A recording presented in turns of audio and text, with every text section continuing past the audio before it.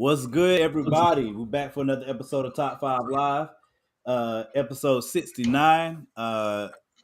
And you guys may have noticed that we're back on our original channel. That'll be explained soon. We are developing something for Agents of Geekdom, but we will be on our channel for Top 5. So, is your signal racist again? I think you're a Wi-Fi racist again, sir. Dang it, man. You choppy. My signal's wilding. Yeah, you frozen. A little bit. Come on, all right, man. Y'all take over for a second. This must be a North Carolina thing. Nah, don't blame me on North Carolina. I mean, this must be a North Carolina thing. I got the game going and the stream. I'm not. Are you trying to say Morgan is in the ghetto? Is that what you're trying to say? No, that's not what I'm trying to say. I feel like you're trying to say that Morgan. I would say it was shade, but that's straight up game accusation. So I just say any of that. Accusations. Hold on. All right, while he's talking, yes, this is episode 69, Top 5 Live, back on our own stream. Like he said, we'll talk about that later, but we just gonna get into the fun, of course. Tonight's list is top 5 music videos of all time. We got to my right, Danny J. Quick, the entrepreneur, man with his own studio and store. Look at him, he's just chilling with a big ass purple background. He's Barney's favorite comic book creator. That's right. But you can have that. Below me, we got the always controversial, always starting trouble, Mr. Morgan Iverson, talented writer, creator of Lumberjacks, the Angry Man's Hero. That's racist. That's racist. And diagonal of me, we have Jamari Stokes, my co-host of a Stoke podcast, writer and educator of young minds, and the literal hater himself. The professional hater. Literal. You no longer professional. You're professional hater. Literal. And then I am writer, artist, business owner, father, husband, all around badass Javon Otha Stokes of Visually Stoked Media. So we all got the shade, and you just. I didn't give you shade. I just wait. Time out. I will never allow that intro again. You said I am Barney. You said I'm Barney's favorite comic book creator. And what did you say after I said that? I mean, I'll take it. If he purple, all right. Cool No, that's not how you said it. That ain't how you said it, sir. I'm saying that was pride in that. The Bible says what he meant for evil. Let him know. Really? Let him That's know where we're going. Preach it now. Preach it now. That's how you gotta do it sometimes. Oh man. So I can't say that to that one. That was a good one. Gentlemen. So how's everybody been doing this past week? Everybody well rested? Tired, man. I'm still tired. Tired, bro. You're tired from Thanksgiving? I traveled, man. I was traveling. Oh, is our guest? Oh, wait, whoa. Oh. So we gonna bring in big brother Greg Burnham, co-creator, Tuskegee Heirs, Slim Kelly, all around. You know, this man gets invited to so many cons. He don't even sleep at his house. He just sleep on the airplane. Sometimes I sleep at home. We just waiting. He just waiting for the private jet. That could be good. I'm not gonna. You're trying to get that Creflo dollar. That's what I'm talking about. There you go, Creflo. G6. Why you can't? Oh, he said G6. Dang. That's what G5. You went G6. That's what Creflo specifically asked for a G6. Listen, Creflo needs to be asking for something else. I ain't gonna get into that. I'm just saying. I'm about to say that won't even be on topic. We all know. Do y'all want to talk about? Do y'all want to talk about Deion Sanders first, or do y'all want to go ahead and do the list and get into it? Because I think Greg specifically wanted to come on to talk about. I see Greg's face, so I feel like it's y'all's show, man. All right, I'm gonna set it up then. I'm gonna set it up. Go ahead. As the person who is least, probably me and Jamari might be. I don't know, Jamari. I'm probably least into college football. So I'm very much into college football, but continue. Okay, I'm actually the least person into college football. Okay. So my opinion probably carries the least weight. I just know that so Deion Sanders, the myth, the man, the legend, primetime himself, became the head coach of HBCU, Jackson State University. For the past 3 seasons. It's been 3 seasons, right? I think his contract was for 4 seasons, but he was the head coach of JSU, and he came in, and he sold him the dream. He said, "Hey, I want to teach young men. I want to bring in a culture, and I want to bring notoriety to HBCUs because we are unappreciated, and God told me to do this. And when God calls, you got to pick up the phone." And 3 years later, my man said, "Hey, Colorado, y'all got that $5 million? We're gonna bring everybody over there. Then that's what we're gonna do. Forget the HBCU, not forget the HBCU, but I appreciate the slant that's in this retelling. I'm just saying how the story has been told to me. That's what I'm saying. I'm just letting them cook. You're not a toad. It's been he let them cook. Go ahead. I don't know if I've said anything that's opinion. I think this is all facts so far. He said. And he didn't go to Colorado. Colorado went to him, sir. He accepted Colorado's money. He accepted it. Go ahead, Greg. Greg is the guest. Go ahead, man. Now, Greg, what do you got to say about this? I just want to say, like, while we're framing it, something that's not being talked about a lot is that he wasn't trying to go to JSU at first. He was trying to get a bigger job.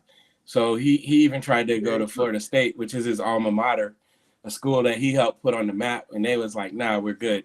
So then he went to Jackson State. So I feel like that's an important thing to be said. Why couldn't he get get a job in the first place? Was it because they weren't hiring, or because he didn't want to be a coach, or what? For one thing, he didn't have the degree that you had to be a coach. Another thing is he had to go back and get that before he could even be a coach. Yeah. there's also, the fact that there was some quote unquote shady dealings with the high school that he helped to establish Academy in Texas. So, and then there's the other part where it's like, do we really want? I'm not saying. I'm saying what they're probably looking at is Deion hasn't. We know what he was as a player. He's one of the greatest athletes we've ever seen. He was a showman. He was must-watch TV. But at that time, what is one of the big things they use, especially when you're talking about black men, you're talking about black athletes? Does he really want to do this, or is he just doing this to, push his son's career forward?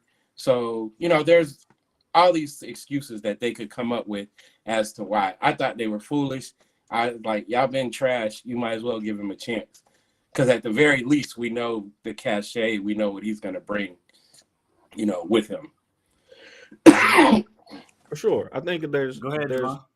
Go ahead, I want to ask this question to everybody here. If you have a problem with it, I don't know if you don't, because Morgan refuses to just say if he had a problem with it or not. He keeps being all ambiguous. We're on the show now, so all right. I'm just about to ask. So, if you had a problem with it, why? Whoever want to start? I'll answer first. I'll tell you why I have a problem with it. Okay, I don't watch college football. I don't watch college football. Period. Right? I don't watch. I love UNC. I don't even watch their program. But I started. Why did I'm just saying. All right, so why I started paying attention to college football was because Coach Prime came in and said, God told me when God calls, you pick up the phone. I'm here to promote these HBCUs. And there's been a big resurgence of people caring about HBCUs lately. And I'm part of that. So I'm like, okay, I'll pay attention. I can kind of support that. So just like the Kanye West conversation that we had, you use not he's not Kanye. He's not Kanye. I was like, where are we going with If this? you use God to my try eyebrows to, raised. My eyes got big. To try to entice people to support you, right? If you put out a gospel album to entice people to support you, and then it was really just to get you to the next level. Because the things I'm hearing, like I heard Bomani Jones talk about, he didn't want to take an assistant coach job. He wanted to get a job as a head coach so that he can get a job at a D5 program. So that to me is kind of shysty. Now I do understand he did some great things while he was at JSU. Like I said, I wouldn't have been paying attention if he didn't go. So that's the only problem that I have with is using religion to kind of prop up your Who won? You won the last one. Can I go or? All right, go ahead, sir. Go ahead, Jamar. I'll go last. So let me. So I'm going to get all of the things out of the way that are positive and true.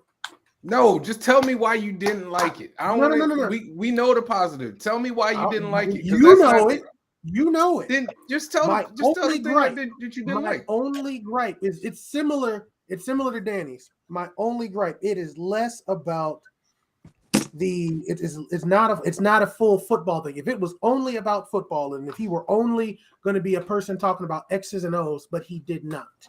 He went beyond that. He went to the culture. He went to the people, and he sold a dream. I will flat out say, they were foolish for accepting that dream because if you've been paying attention, you know who the man is. But he did go that route, and he did take it beyond just football. That's the only thing I have, and it has nothing to do with he should have stayed. He has absolutely every right to go. He should go. It makes sense in so many different ways, but I'm going to call a spade, and he pimped them. They definitely benefited from it. They absolutely benefited from it, but they still pimped them. He pimped JSU? Go ahead, Greg. I have to preface it by, just for anybody that doesn't know me, I am HBCU. I am SWAC. and I've dedicated Not like swag, but I am decades of my life to coaching youth sports, coaching and mentoring boys, and a lot of them end up at HBCUs. Every once in a while, we sneak one into the pros, so I have to start there because what we've been seeing online is these people that are saying, "Oh, if you haven't done this or you haven't done that, you can't be mad." Like I just want to kill all that. Like my life is service. It has been, and so me getting to go to SWAC, go to Grambling State and see the poor facilities. And at the time when I was there, we had the best college football coach that ever lived, and we still had like our facilities were bad. So I can be mad, I can be sad and upset that Deion's leaving because I understand that what he was doing was kind of like starting a movement. I can also be honest and say that how do most Black movements get, stifled or killed? Either somebody's getting killed or like somebody's taking the money route. And so similar to what Danny said, but I just want to go a little bit further because, the religious part is one part of it, but that hooping and hollering, man, that, we want, like literally saying we want these schools to come to us. Why are we giving all our athletes away to these Power 5 schools, all these great athletes? When, like I said, I'm SWAC. So Jerry Rice, SWAC. Walter Payton, SWAC. Doug Williams, SWAC. Aeneas Williams, SWAC. Like, we've had tremendous athletes. And there's a book I've been asking people to read. If you have it, called $40 Million Slave by Bill Rhoden. It's if you like sports and you like Blackness, read that book. It goes so much deeper than what the title is, but it explains how this is a constant. And so I thought Deion might have been, and I don't think one person is supposed to be your savior or anything, but you're hoping that he's coming back and he understands what the mission is. And he talked like he understood what the mission was. And then however you want to frame it, we know we love sports, right? How many times does the black coach get the trash job? Right? That we see it all the time. And that's what at the end of the day, it's just another black man taking a trashy football job. Like trashy football coaching job. If he would have left and went to Florida State, that's where he's from. That's it won't hurt as bad. But this one, and he taking a whole bunch of his kids with him. Okay. I could go on forever. I'm gonna shut up. All right, go ahead, Morgan. Morgan, so I'm gonna stick to the I'm gonna stick to the micro part, which is just Deion and him leaving. I feel like he's a grown man. He has the right to leave. Whether he left in the right way or not is up for debate, especially because of very much so, like Jamari said, and Greg just touched on, like if what he is getting flack for that can't be denied is the dream that he was selling. The dream that he was selling is why Travis Hunter came there. It's the hype that was being built, and among African Americans, Stephen A. Smith, Bomani Jones, all of the people that were very hype about what he was doing, what he was able to accomplish in this time period. That happened not because of any other reason than Deion and what he said. What he said his mission was, what he said he was doing, how he convinced Travis Hunter to come there. How he convinced Travis Hunter to come there was to say anybody can go to one of these PWIs and you can go and ball out and you can be whatever. Why don't you be an individual? Why don't you be number one? Why don't you change the narrative? And Travis has said multiple times that he came there for his people. He came there to be a part of a movement. He came there for that. He knew what he could have done, but he came there to be a part of this movement and try to be a good source of, look, if I'm the number one recruit in the nation and I'm willing to go to an HBCU, we all need to do this. Because me, myself, I've been saying the only way to break this wheel, and that goes back, that goes into the macro conversation, but the only way to break this wheel is for our kids to go to HBCUs because the money's going to follow the talent. It's not about them being at these PWIs. It's not about any of that. Wherever the talent is where the money's going, and that's where the cameras are gonna go. The facilities will get built up, and that's a part of the macro conversation. But that is why people are so upset, because it seemed like he got it, like what Greg just said. It seemed like he got it, but then at the not just at an opportunity, at the first opportunity. Like Greg just said, like that's exactly what I told my best friends. If he had a left to go to Florida State, all of us would have understood. But you went to Colorado. They were 1-11 last year. I mean, and 2% also, black university, or is it 1% black people at the university? yes. 2% black people in Boulder, Colorado. It's tough up there. So what I will say on the positive side, and this is what I will give him in a positive light, is that, no, again, like I said at the beginning, he's a grown man. He has the right to do that. You know what I'm saying? And whatever, whether it was for the bag or not, people were saying it's for the bag. I don't think that it was, as much as it was that he views this as a challenge. And that the positive I'll give him is that he's leaving a fight with one beast to take on another one. Because number one, he's on a short leash going to Colorado. All black coaches are. He knows that. So it's not like if he doesn't get in there and perform, his leash won't be short. He might have a little bit longer leash than some black coaches, or most, definitely most. But all eyes are going to be on Deion and what happens to Colorado next year, and the year after that, and the year after that. He's fully aware of that, and he's going to accept that. He's also stepping into a place that we know that there are no black coaches at these PWIs. So for him to take this role and be able to turn this program around, if he does it, is going to be huge for black coaches, hopefully. And in the same way that he was trying to start a movement of HBCUs, hopefully he could be a start of a movement for these PWIs, which we hope still filters down to those HBCUs. I also give him credit for the fact that he is taking his staff, and he's bringing his kids with him too. I think that is good and bad, but we have to see the foundation that he leaves back at Jackson State. So, and we'll get into the macro conversation once we get done with this next round.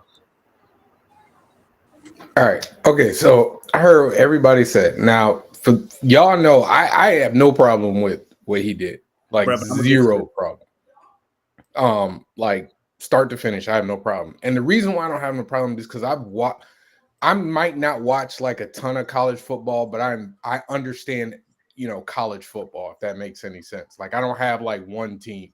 Like I said, I'll watch Alabama and Auburn and whatever. Like I just watch the football. I don't have a team to root for, but I know college football. But I'm not like a big fan of it, if that makes any sense. I just like football. When, like a lot of you guys mentioned about him bringing up God, and him kind of a lot of the rhetoric that came when he got the job is kind of why you took issue with it. Him leaving basically so early in your mind. Loves UMass. Why would I love UMass? Dude, I rock UConn. Like if I root for any college, anything, it's UConn. All right. Let's keep that. But college football is okay this year. But I do think that every coach, when they come into an organization, has the same similar rhetoric about making a change in culture and everything. He had to sell Jackson State. Can we agree on this? He didn't have to sell Jackson State. Sell it to who? What do you mean he had to sell it? He had to sell it to players to come there. He had to sell it to basically the media that this is going to be something. So he had to sell it to him. He had to sell himself. That too, but I mean, there's an entire thing that there's a legitimacy part of it in which Prime had to legitimize Jackson State. He did that the moment he stepped on campus. Not to that degree though. Not to that degree. That part is true, but also like you think Travis Hunter, he didn't just go there just because like this is the greatest cornerback that ever lived. I played cornerback. Right, like so, he has a certain level of credibility already. Right. So I'm okay. Like as a coach, and I've spent the majority of my coaching, black kids, Latinos. You know what I'm saying? There's been a few times where I went to the burbs and cooked some money. It's not as fun, but I don't have to tell you, I don't have to buy you roses and do all the extra stuff, because all I really owe you as a coach is to coach my ass off. I'm sorry, are we allowed to say ass on here? Absolutely. Right. Okay, cool. My bad. But yeah, like, so my responsibility is to coach and do everything that I can to prepare you. I don't have to go the whole, like carrying a torch and acting like I'm Marcus Garvey Jr. I don't have to do all of that. He didn't have to do all of that. Yeah, he did though, because No, you're he trying didn't. to hold on. have to. You're trying to get didn't have to. people. Time out. You're trying to get college students who could go to bigger schools to come and believe in you that this is a good thing to do, to come to this school. Agreed, Right. Jeff. Right. Do we agree on that? That he We had do. to So convince what them. are you telling them when you leave them after 2.5 years? He was there for 3 years. They won Yeah, I mean, championships. if you look at it based off of the calendar, based on COVID and everything, but I'm saying 3 years. What are you telling them? Like, what are you telling all the kids who are like juniors in high school right now that was like, man, this HBCU thing might be the look? Again, that is. But hold on.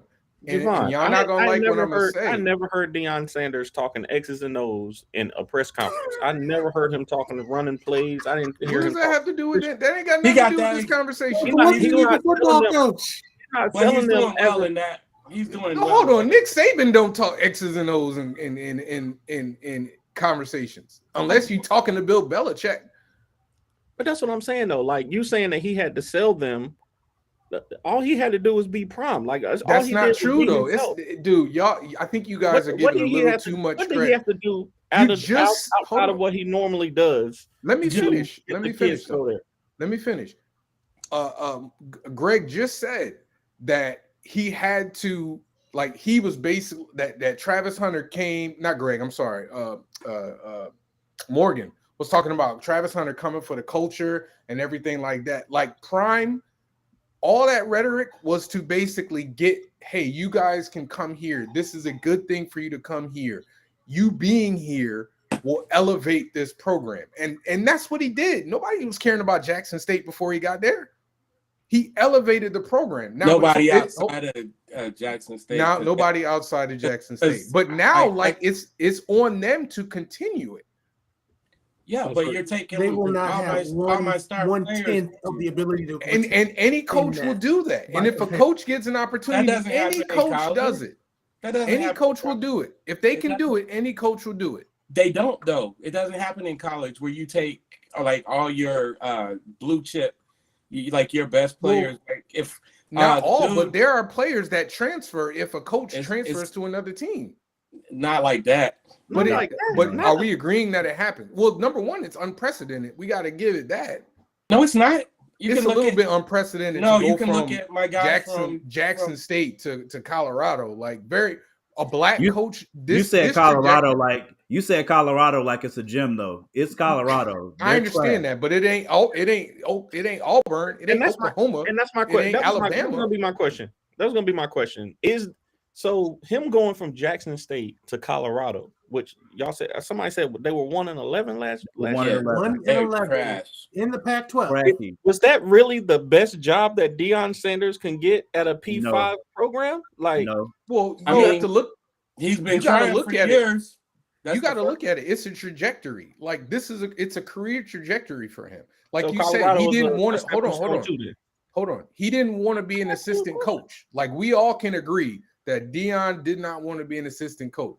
So Bomani don't know that Bomani believes that. No, Deion wasn't being an assistant coach. Come on, y'all. He ain't built. I don't think he's built. He ain't built like that. Yeah, that's true. Yeah, he ain't built. Let's be real. What he did is he basically found a way to cut the line, which is no problem.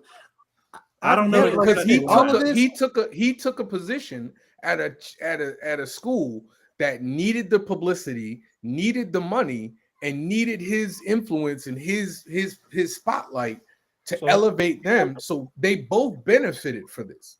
It's a mutual thing. Right. Okay, cool. So we can agree that both parties benefited from this. So if both parties benefited from it, if he decides to take a next step up, like we can't complain when we constantly talk about how black coaches don't get opportunities at these schools and only white coaches get them. We can't complain then when a black coach gets an opportunity at the same school that we would complain if another one did. I hate to do this, but I seem to remember in multiple conversations y'all saying that LeBron going to team and destroying the team when he leaves was a bad thing. I'm saying y'all said that was a bad thing though. Y'all you can't tell that. Wait, time out, Danny. You can't tell that there's a difference between a coach and a player. If the player is there more a difference between a coach and a player? If the player is a more influential than the coach, Danny, is there a difference between a coach and a player? Okay, cool. Yes, so you can acknowledge that it is not the same thing for a coach to jump from coach. It's a similar situation. It's not the same at all, the players with him. It's not even close. Okay, it's not even close. All right, you got to stop that. Please refrain from bringing up LeBron James in a Deion conversation. Please. I'm just saying that y'all told me it was wrong when LeBron did it. He was there for 3 years, though. Okay, LeBron was there for 4 years. So, I'm sorry, my man has his hand up. Go ahead. No, I think this is truly a case where everybody's at least a little right in this instance. Yes, Deion did help this school and the SWAT with his time there. He did have an immediate impact while he was there. I think the problem that most of us have is in some capacity, Deion went beyond just showmanship and recruitment. He went to things that went beyond those things, and he sold a dream that sounded long-term when most people, did he say it was long-term? Paid attention. Did he say it was long-term? That he was not going to be there. Did he ever say, I'm going to stay here forever? He never said that, and he always left the door open, right? He always did. Right. And we know Prime is about the money.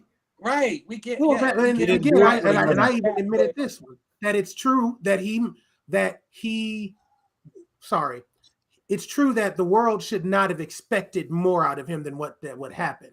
That is the fault I will give to everyone else on this. Literally elevated this program into a championship level program. And what are they going to do next year? Without doing what That's he did. That's their responsibility to continue it. So if I start a movement, okay, cool. And I'm like, all right, everybody, let's go. Come on.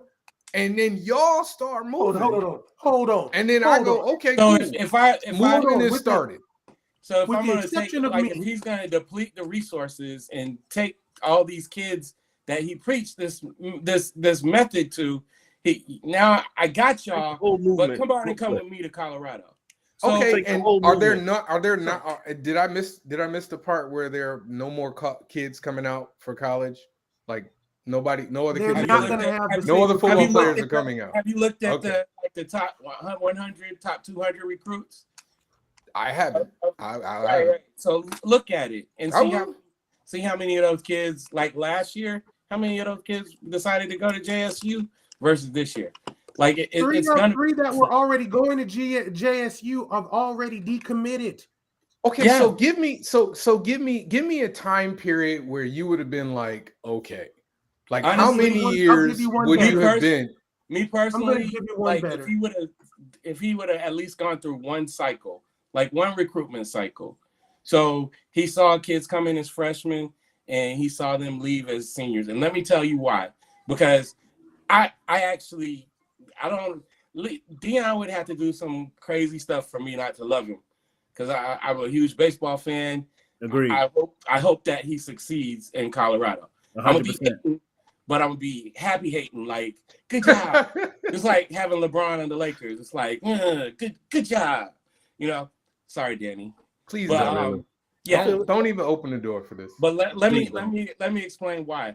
Because if he could have cycled kids through at least one time, and he could have put 4 or 5 kids into the league, You know, maybe more, but if he would have at least been able to cycle, then right there, not only for himself, he's proving that he's not just here, just for himself, but he's actually here to grow these young men like what he said he would.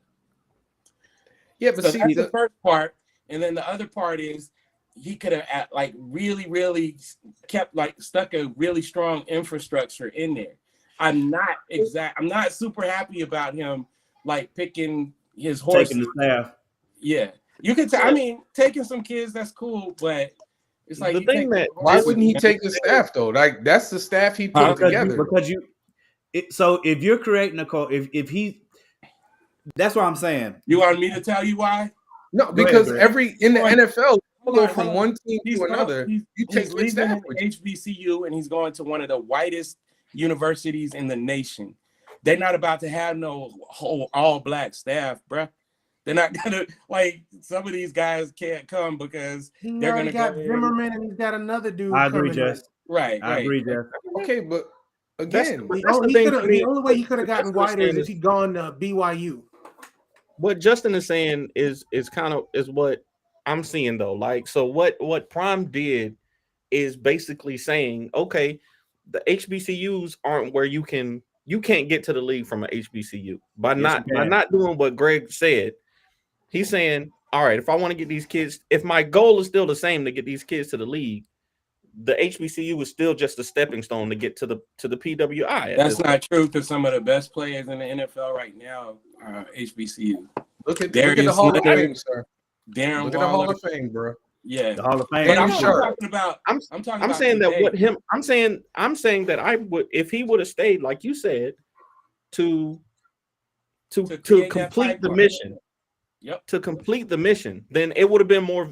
That would have been more visibility to me. Complete what mission though? Like his mission, the mission. Yeah, the mission. But that he elevated. Hold on, but I think you guys, like you guys aren't acknowledging that he elevated this like to the point we're talking about Jackson State. We're talking about it. I stay talking about Jackson State in 6 months. I mean, come on, man. But no. For real. But you understand what I'm saying? Like, I just feel like we've all been in positions. Elevated, and I'm telling you, what good is elevating if you're just going to deplete it? Like, if you're going to pop the balloon after 3 years. But they're not like unable to bring in other people, though. You understand what I'm saying? Like, it's their responsibility. If let's say he had left after the cycle, right? Mm-hmm. If he had left and did the same thing, took his people and went over to Colorado, I think people would still have a problem with it. If he had left after 10 years, people would still have a problem with it. I mean, there's levels to all of it. Like I said, if you're trying to preach that we can achieve everything at these black schools that you can at a PWI, then show me. But he just did though. No, he didn't. No, he didn't. He didn't go outside. I think he showed that that was a start. Like, okay, guys, you can keep going now. Like, go keep going. His career is his career. Let me take all the star players. All right, with me. Keep going, but I'm gonna hamstring you. But keep going. But it's his career though. Like, that's fine. We have to at some point, like, we have to acknowledge and give people freedom to what? Sir, he's the one that put himself said that he was not doing this for him. He said, I do this for the kids. I'm not doing it for myself. This is his exact words. And he said, God sent him accolades over a lifetime. Everything I do, my purpose is to try to lift someone else. He said that this is not about him. And he's bringing his kids with him. So what are y'all mad about? Like, he said he's doing it for the kids. We're explaining what we're mad about. You just not. No, I understand. Hold on. I understand why you're mad. Like, understand. I'm just giving you. I'm saying to you that we have to look at. I'm looking at it from two different perspectives. I'm looking at it from the perspective that he did elevate a program that was wasn't on many people's radar. One, right, and then two, he personally clearly wants to elevate his own career. And I like, even if I said, look, God is pointing me in the direction to be a comic book artist, right? Let's say I said that, all right, and then I'm doing it, and then I'm an indie comic book artist right now. I said this to Jamari. Right now I'm doing Heat. Boom. if Marvel Comics came to me and said, look, we want to sign you to an exclusive, like a 5-year exclusive, we give you benefits, we'll give you, you could do whatever projects you want to do for 5 years, you know, but you exclusive to Marvel. If I'm getting more money than I'm doing now, plus I get to do things, you know, on a larger stage, I'm gonna take it. Now, am I a sellout? Established millionaire who's already had a No, Hall of Fame Yeah, career but and what's up? but you're looking at it the wrong way. You Yeah, can't look but- at it as him but being check an it out, established Mark. millionaire. You got to look at him as being a neophyte coach. He's a coach 3 years into his career. Javon, and that's a really good example that you're giving, right? Now, the difference is if you have been proselytizing for like the last 3 years, saying That's the that difference. mainstream comics is garbage and we're going to make these people That's the know difference. that we're just as good and all those things, and then somebody offers you when you take that exclusive, I'm not a pocket watcher. I ain't mad that man getting $5 million allegedly if they come up with the money. Yeah, because they don't have get it $5 presently. million something. I ain't no pocket watcher. I'm telling you straight up. I'm not turning that down, you know. So I'm not gonna lie or try to stand on anything. But that's the point. That's the biggest thing, man. It's like I'm not even ready to go and tell him, you know, call him a sellout. Because like I said, I've seen the facilities. I see the way the universities run. I see, you know, like sometimes, and it happens everywhere, but it hurts extra. It hurts a lot more when you're already at a school that's underfunded, and like these are state schools, and the states aren't even giving them the money that Nope. they should be. We'll And get to the then macro. and so you have that, and sometimes they mismanage money. I've been a victim of that myself at an HBCU, where my money didn't come the way like it was supposed to. So I understand all sides. That's why I'm not throwing rocks at Deion. I'm disappointed because this was a movement. That's why I was saying, man, I would love, like, if y'all read that book and I'll come back on, we could talk about that book so you can understand. I downloaded the audio book. Nice. Yeah, I'm gonna get it. Nice. 40 million saved. All right. Like, I'm about to buy it right now, actually. we can see that this has always been a thing when the Negro Leagues, right? So the dude that was like probably one of the last strong owners of the Negro Leagues, he wanted Major League Baseball to take one of his teams and put a black team in, but they didn't do that. They started plucking players instead. So it destroys the Negro Leagues. There was a time where we couldn't play college football for most places. So all the talent was at HBCUs. And then the teams out west started getting black players.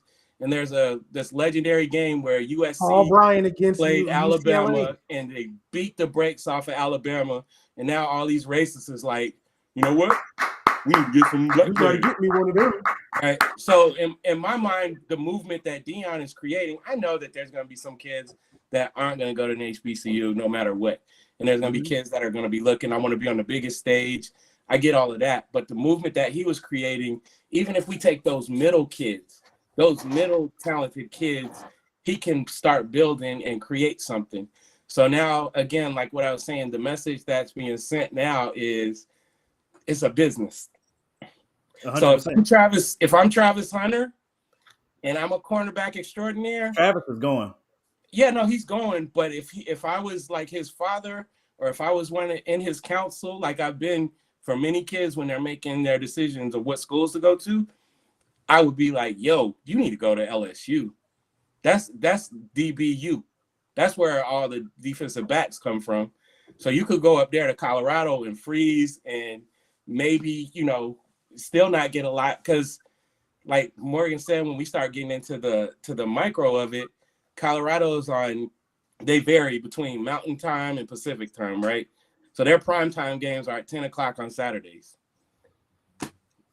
Like nobody's watching that. Yeah, you're not but you gotta. But I don't look at Colorado State. Like I honestly think Colorado. Colorado. Sorry, my bad. I think he's gonna do the same thing he did at Jackson. Like he's gonna get he's gonna do like 3 or 4 years, and he's basically, to me, I feel like he's trying to build his resume to get one of the higher even more higher You're profile. absolutely correct. He That is is, absolutely but what he was ultimately doing. Right. And then go to the NFL. But that's what. But even when I No. first saw, like, I understand all of the backstory you guys are talking. I'm well aware of how hard HBCUs have regarding, like, in sports. Like, it's just obviously in it's everything. slanted. In everything, yes. But I'm just looking at it. I'm trying to empathize with Deion, and maybe that's it. Like, I'm not necessarily empathizing with people, with everybody else, because we have all, and I said this before, we've all been in situations where we've left one job for another for whatever reason, right? And so, like, I understand that there is a secondary level behind it regarding, with the HBCU, the history in HBCU. So I'm not discrediting that. I'm just talking about purely from, once again, I'm using the comic book analogy, is if I got an opportunity to work at Marvel Comics, as much as I love Heat, I'm going to take this, I'm going to take their money, I'm going to build my name. And you know what? Maybe I'll come back to Heat in 5 years, but I'll be a bigger name by that time. Or maybe I'll just keep doing both or whatever. So I understand what you guys are saying. And like I said, and I'll say this, that I'm not saying people can't be hurt or people can't be upset. I do take issue with people calling him like a sellout and stuff like that. I agree with That's that. where that was Sellout getting to me. Stupid. Yeah, that part's silly. That's like a default, right? With us, a lot of times when But people but that's see a lot of black people doing it. Those people that are doing that, by and large, are ignorant, and they're the type of people that do that stuff. Like, they tell that on everything. They got Twitter fingers, and they love just bumping their gums about stuff. But again, y'all started getting into the macro conversation. The macro conversation is why this is such a big issue. That's why it blew up. That's why people are calling him sellout. And he, again, like Jamari started with, he brought that on himself. He there's nobody else to blame for that but him, because he made it publicized what he was selling and what he put out there for Travis to come to that school. So Travis came to the school. You're starting to get a movement now. You got other students you got other kids and other parents on top of the kids that are starting to say, yo, we can break this will. We can't, because, again, in the macro, the only way to break the will, the government is not getting ready to, state or federal. The federal government is starting to give more money, even under Trump. Trump gave more money to HBCUs. Biden started doing it, but that's on a federal level. That's not matching the billions of dollars, multi-billions of dollars for all of the HBCUs in the country that continually get underfunded and have been getting underfunded for 50 plus years. So you're not going to catch up in that regard. But the quickest way to catch up is if we as black parents stop sending our black children with their talent and their culture and their gifts and all the things that they love to hone from us. If we stop sending that to PWIs and send it to HBCUs exclusively, the wheel gets broken. It won't take 5 years. That's what Greg was talking about as one of the examples in the book. And that's the bigger conversation that needs to be had. And that's why it hurts so bad for Deion to leave. Even though he has the right to, that's why it hurts so bad. Go ahead, Jamar. I'll go after you. I'm going to use a little bit. I'm going to go back to the comic book analogy. I'm going to ask all of you are creators. You create content. You have something you have created. Is there anybody else that you all feel knows and understands and has the same passion you all have for the things you've created? Yeah. I mean, for the most part, you mean like fans, or you mean like from a creative standpoint? If you have somebody else, well, I'll even say this. For the thing that I created specifically, no, but it would be me who have the same passion for what they created. Yeah, exactly. And that's the case. And if you are safe to say you all are creating your own movements with that thing. You want to see this thing flourish. You want to see it develop. You want to see it blow up in some capacity. And if in order for that to happen, you have to be at the reins of it, or you at least have to be there and bring in people at some point and establish that thing to where it's able to float beyond just what you initially saw it as. And the thing that you initially started working on from the first time you put pen to paper, put something on a screen, or however you create your thing. Can I say something on that? In this case, let me finish. I'm sorry. The comparison here is, and I'm even going to take it further. The comparison is Deion comes in and he, as everyone has pointed out, he brought in this idea, which everyone says is true. Morgan, he pointed out some great facts that if this thing, in order for this thing to change, it's going to be something that has to be taken in the hands of the culture and the community. Deion took that idea and used that more so to prop up his resume than actually create the infrastructure to see it go beyond him. No one here is saying he did not have the ability to go, and he should not have gone. We all pretty much have said that the sellout monkey and everything that people have said that have gone so far with it is way out of line. But call a spade a spade. That's it. Yes, go, leave, do your thing. But I'll say that I don't think he had to go that route in order to succeed. This is not simply an X's and O's. Is this coach performed well and outperformed what he did? This man went to a cultural standpoint to lift himself up even further. That's all I'm saying about it. I got a question that Greg might be able to answer. I got a question that you might be able to answer. So the question is, and again, I'm not a person who's really into college football. So the question that Justin asked is, why aren't the HBCUs in the same conferences as the PWIs? What is the breakdown of, what is the breakdown to why? And I understand competition, funding, and all that stuff. I can. It's deeper than that. Like, so, like our schools, these schools. God, I get emotional about this, man. So forgive me. Like, go ahead, bro. These schools were built at a time when we weren't allowed to go to PWIs. Mm-hmm. That's literally the culture. They were essentially glorified trade schools when most of them started. And even with that, like they've always been underfunded. Like they've been, like there's been assault, there's been fires. Like that's constantly, like if you're talking about these HBCUs, nah, we don't like you don't. But I guess a bigger thing, because we could talk for a long time about why they're not in the conferences, but you can still play out of conference games. Just like if you're in the SEC, you can still play your out of conference games. You can play anybody. So you'll see guys, if you're not watching HBCU, you'll see teams like Southern play LSU this year. It happens all the time. Mm-hmm. And those games, we actually appreciate those games because we know we're going to get our heads bust, but we're going to get a nice check. Yep. So you're allowed to play them, but when you get to the conference part, that's when we want to play, everybody. I love this systemic oppression.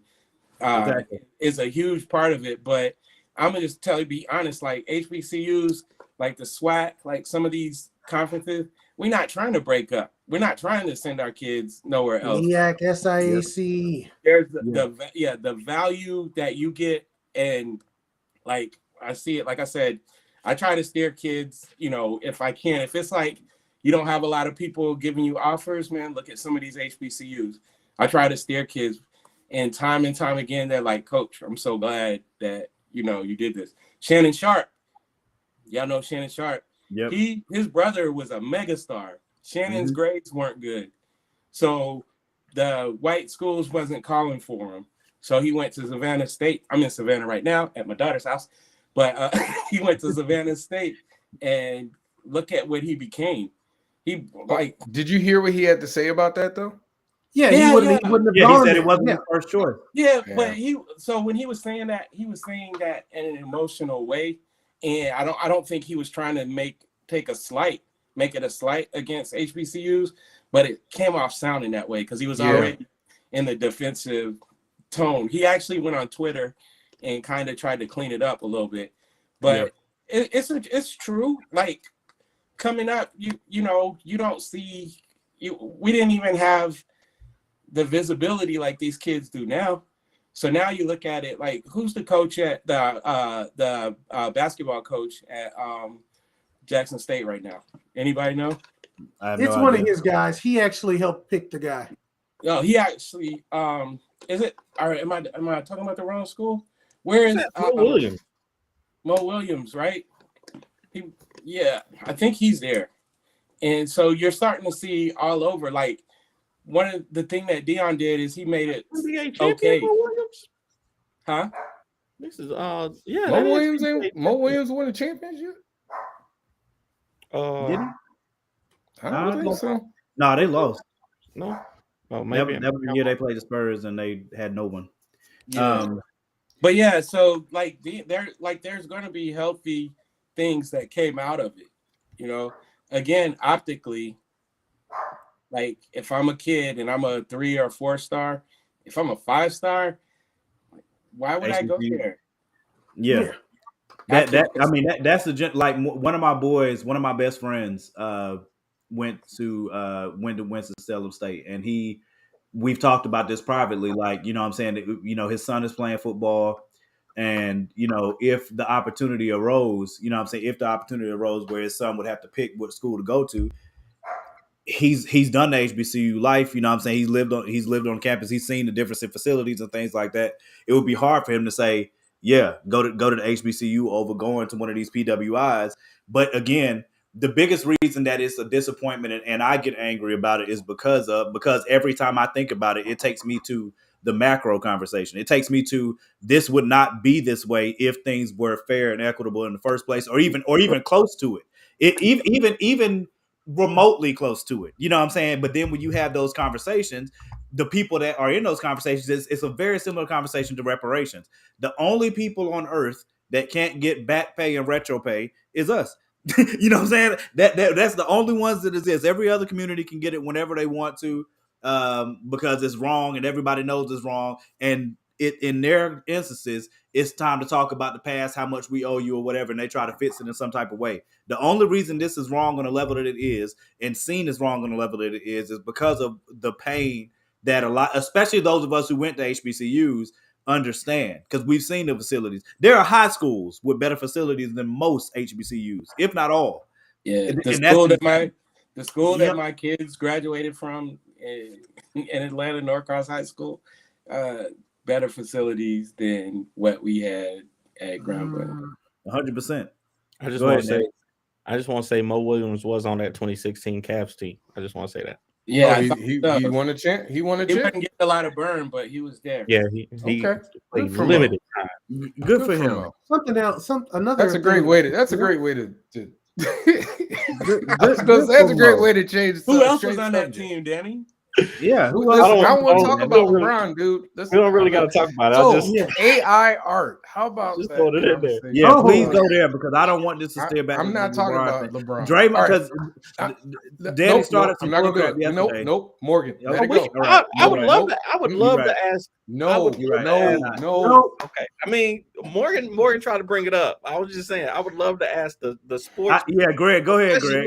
I'm gonna hear what Greg says. And I'm gonna cut my camera mic off. Are you talking about Draymond's recent comments? Yes, talking about Draymond's recent comments. It's clown stuff, man. I don't want to call him a clown, but what's the stuff he was saying? Like when he was saying that Jordan didn't play anybody and LeBron played better competition, but all you gotta do is really pull like the real stats and see who played against more 50-win teams in the playoffs. See who. But at the same time, being on a 75-win team, playing against 75-win teams, but cool, yeah. Mm-hmm. Yeah, but is he supposed to? He's good. 75 games. I mean, if you're on a 70-win player, if you're on who won 75 games? No, I'm saying it's true that Jordan played against more winning teams, yes, but LeBron was beating 40-win teams in the playoffs to get to the finals. Congratulations, Brian. I'm just saying. I mean, it's true. Can I point to the? I'm saying I would just want to I was also on a 40-win team. Points that he made, because all of it sounds goofy. Like Draymond's the same dude that said Cornbread Maxwell wasn't tough and he wasn't about that fighting life. And I'm like, dude, all you had to do was go watch tape. Like that ain't the dude to say that dude squared off on Charles Barkley before Charles Barkley has sense. Can I point to the most I'm not gonna say retarded, the most backwards point Can I point to the most backwards point that Draymond made in this Please soliloquy? don't use that word. We try not to get canceled, man. Okay, can I'm gonna point to the most backward point that he made. He said LeBron James went to 8 or 9 straight NBA finals. Michael took a break in between. LeBron didn't do that. Do you want to know why that sound bite is so He was stupid? speaking to. Do you know? Do you want? He was speaking do to you the want to know why that's exhaustion so that it takes dumb? to get to the finals every Do year. you know how good you have to be able to beat the brakes off of people and win 3 championships in a row? And then your father dies, you get bored with beating the brakes off of people. You take a break, go on about your business, go live your life, go play baseball for a year and a half, then come back to the sport in half a year, you come back the next year, and then win another 3 championships in a row. Awesome. LeBron never done anything like that ever, and he never will. So there's so much to unpack with that statement because you're right. Like some players take breaks in the game. Some players play free safety on defense, and other dudes play man corner. And very true. Jordan was a man corner. LeBron has skated like on the other side of the ball. It's not that he can't, because when we saw him like in Miami, when you said go lock somebody down, he'll lock somebody down. 100%. But Jordan, the thing that I always respect, like for Jordan, Kobe, like guys like that, Isaiah Thomas, is that when they got on the court, man, they put all of it on the court and they did whatever they had to do. And so, BJ, this is so disrespectful. Can I just say one playing thing? 82 games. You right. Can I say one thing? We're gonna talk about swag. Can I say one thing? You have to understand. Hold on. Can I just say this? I'm gonna say this, and then we gonna talk AI art. You also understand that it was a different culture back then. The NBA was a different culture regarding like the way that players took care of their bodies. 100%.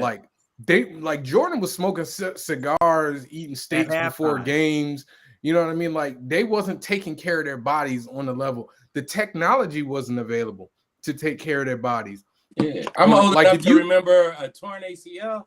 It's like end of your career. Yeah, like that's it. Yeah. Like if you tear your ACL, you were done. You never played again. And he still averaged 30.1 points per game for his whole career. So, like LeBron and the NBA as a whole has access to technology and health lifestyles that if you gave some of those other players back in the day, come on, man. If you gave Michael Jordan that, but how much does LeBron spend? They always talk about it. He spends over $1 million a year on his body. Right? Michael Jordan was the best player in the league, making $3 million a year. He was probably spending a lot of money on his body, particularly in his prime years. He was Jordan? one of the few guys. He was one of the few guys in the league that actually did that and worked on himself and his game in the offseason. He was probably the first superstar to do that. Yeah, his thing was training, though. You know what I'm saying? And it's not. I don't want to say though. Like Jordan realized, okay, it doesn't matter how great I am. The Pistons are they're physically beating me up every year. So I got to get in the weight room. And he's the one that, brought Tim Grover in, and Tim Grover ended up, training. And I just want to put out, I want to point out that though the Pistons were beating him up, though the Boston Celtics were beating him up, though those teams were beating him up, he was still dropping 34. Oh no, yeah, I'm talking about. I'm just talking about physically. Yeah, like physically the abuse that he was taking from all those teams, because it wasn't even just the Pistons. And I'm gonna keep it a buck. Dirty as hell. LeBron James is physically gifted and strong and everything, but I think if he was to endure some of the physical beatings that Michael Jordan was able to do, that now see that's where. Hold on. I mean, in that era where you don't have $1 billion to spend, it would change on the player. But this is all here. So, like, as somebody who played not in the professional level, but played competitive basketball in all 3 of those eras, the thing is, it's the same thing as the wide receivers that weren't afraid to go across the middle. Yeah, right. That's what makes Isaiah Thomas, Jordan, like some of these guys from the 80s. That's what made them so great. There was a whole bunch of guys that could hoop, yeah. There was super talented players, but you hit them over the head with a bag of nickels while they trying to get a layup, and they chilling. Do y'all remember the Charles? Danny said the talent level back then was not as good as the talent level now. When You did I know say the last. When did I say What? that? What did You you didn't say? say that?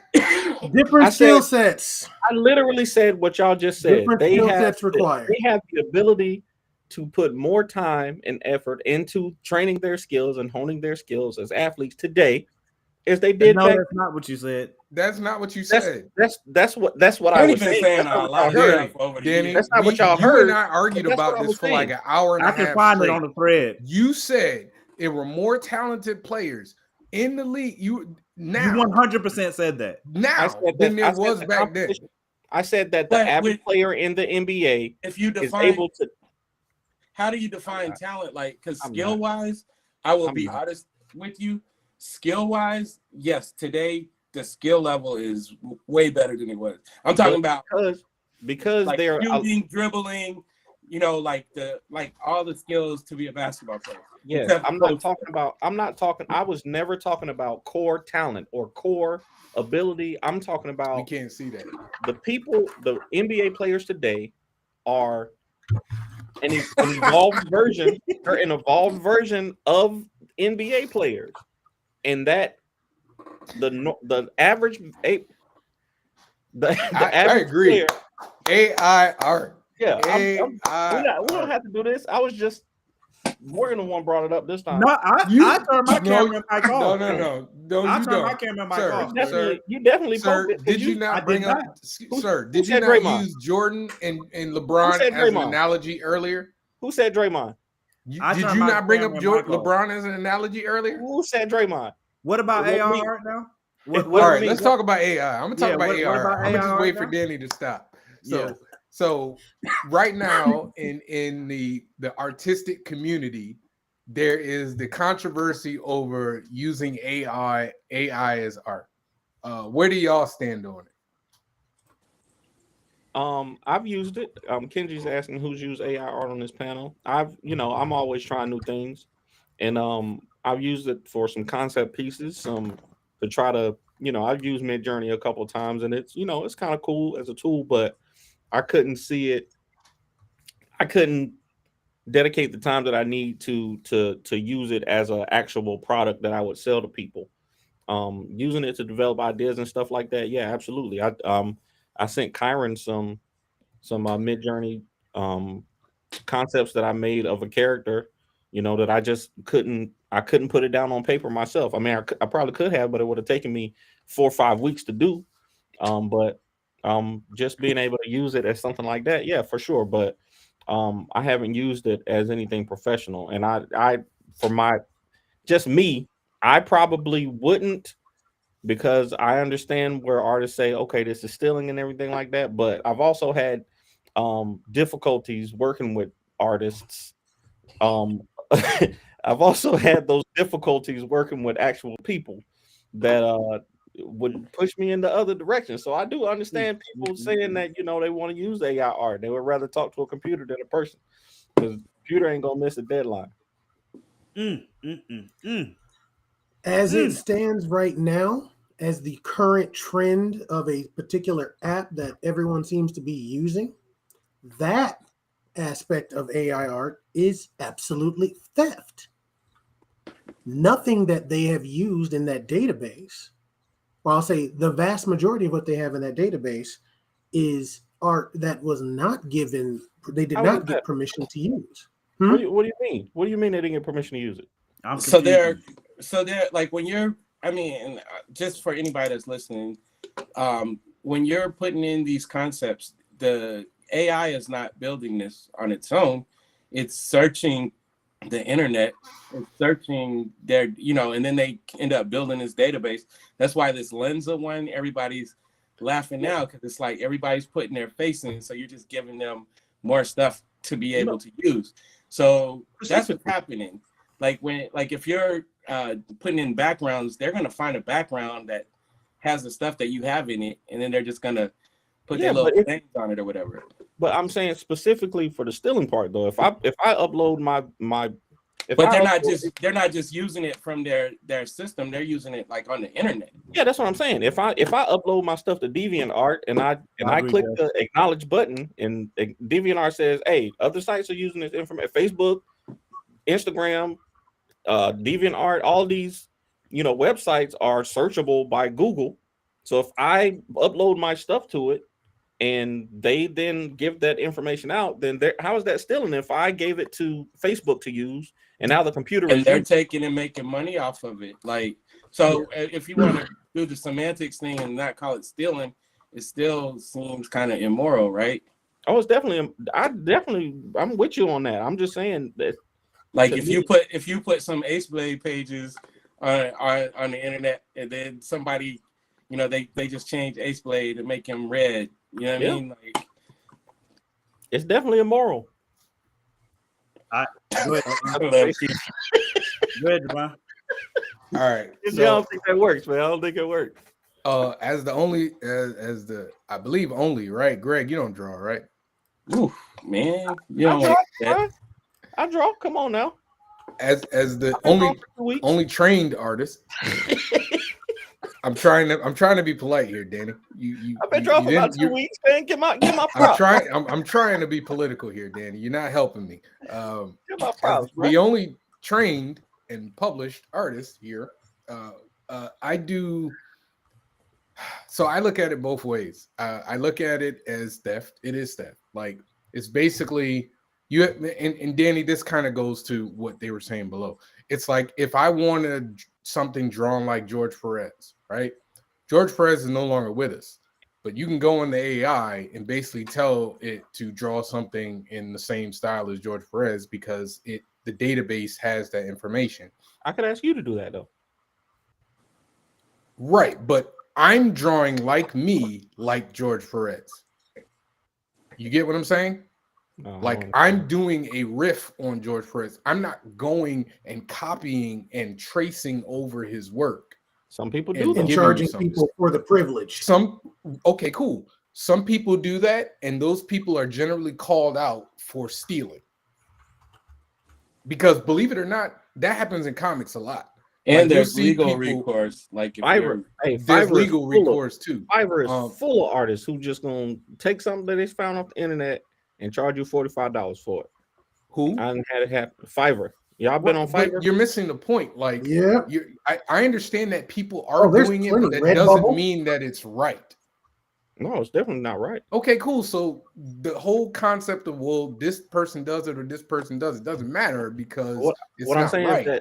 What I'm saying is that the people that are complaining about it are part of a community that does that. So hold on. Time out. Hold on. Let me finish though. Okay. Danny, I'm an artist. I'm complaining about it because the people who are complaining that people are complaining about it are folks that don't want to actually pay people to do work. And that's the problem. The cheap people, there's cheap folks out there that want art and don't want to pay people for it. And they're using this technology to basically steal from those people to get what they want without actually paying for it. So it's a dick move. It's a dick move. Like, I understand that there are people are, well, I can't afford it. Well, if you can't afford it, you can't afford it. I can't afford a Humvee. I can't go steal it. Like, you know what I mean? Like, I could go and put it together and make a Humvee, but that would take work and talent and skill. Like, if you can't afford a Bentley and you go get a Chrysler 300 instead, I mean. Okay, but you're not stealing it though. Are you stealing it? But are you stealing it? If you're stealing it, then you're doing something that's against the law. Now, on the other side of it is I understand that technology happens, unfortunately, and so I don't have a problem with. Hold on, it's not about the maliciousness. Like if I steal, they got the lead, bro. If I steal an apple for my son who's poor, if we're poor and homeless, and if I steal an apple for my son, I'm not doing it maliciously. It's still theft. I'm not doing it maliciously, so it doesn't matter if it's malicious or not. But I understand, like, if Danny, if you're not an artist and you, like you said, you have an idea. And you put it together and you give it to Kyron so that he can use it and use art, and you're paying Kyron to basically take the idea that you created and then use it. I don't have a problem with it because you're not making money off of it. And again, I'm not a person who is advocating for the use of AI art. I I collect traditional art that one person drew. I got a Marcus Williams up here from 2017 that I still got, right? I collect physical art, right? But if you're saying that the law says that you can't do this, the law doesn't No, say I'm that not saying that this is the law. I'm saying it's stealing. You're saying that it's stealing, but by the it law, is stealing. It's not. It's though. not against the law. You're but right. it's I would. stealing. You're absolutely right. I would be, Tyler. How is if it? People started plugging in our characters in AI to create. Absolutely, we'd be upset. I'd be pissed. So what we're seeing, because like this, what I see, I know. this I is just be. in my view. By the way, AI can't draw hands, so oh yeah, keep using it. I made a post about that. You can go back and check that out. But no, from my thing is, to me, that don't make it better. Like, the majority of people that I'm around in the art community, they're not looking at it like they're even taking this thing super seriously. Right.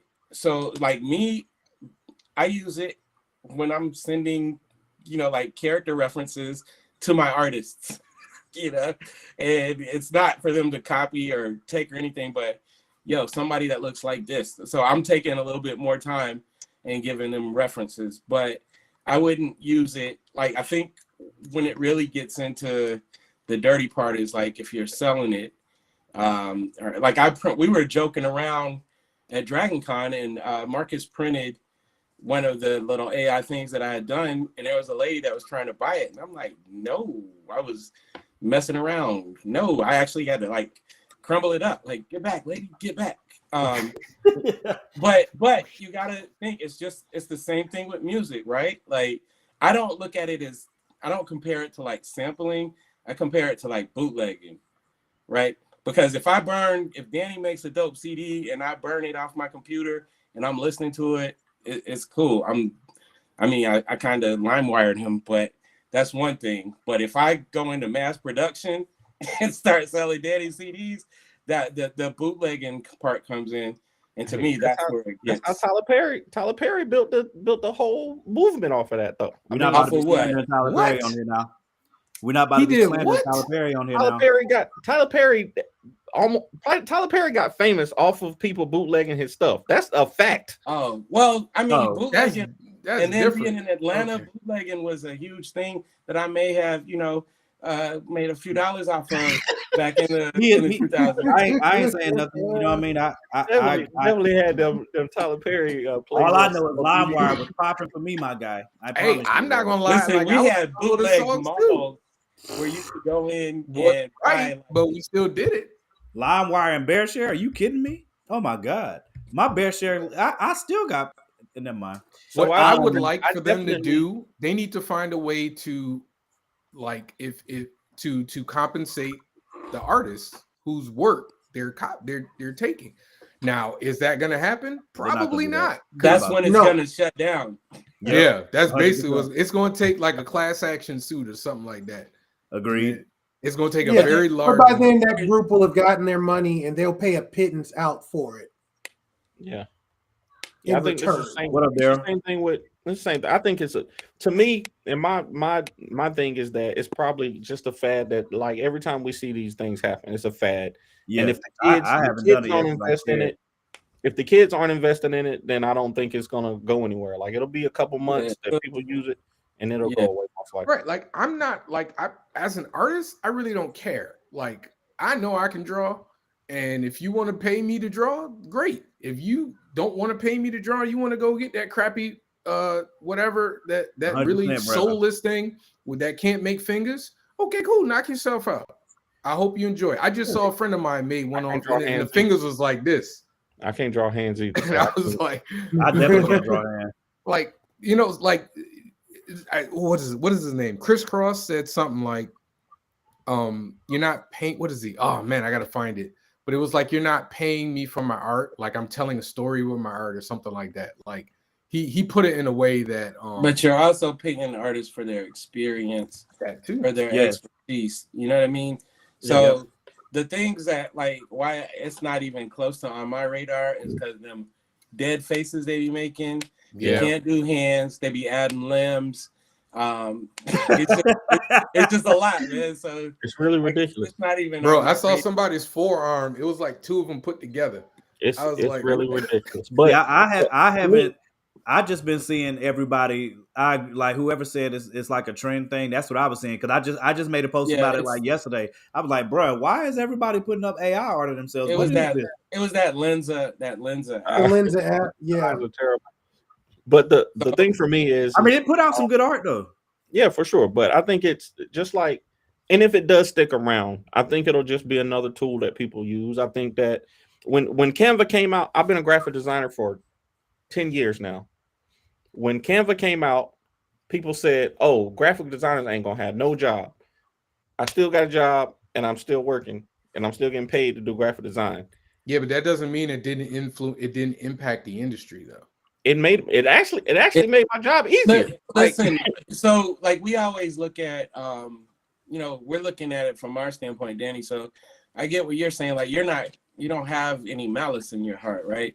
So you're not trying to like rip off anybody, maybe a little. But I'll give you a story. Like this past New York Comic-Con, me and Marcus, we was at this like video game bar place. It was real cool. Black lady owns it. Which one? I can't remember the name right now. Which one?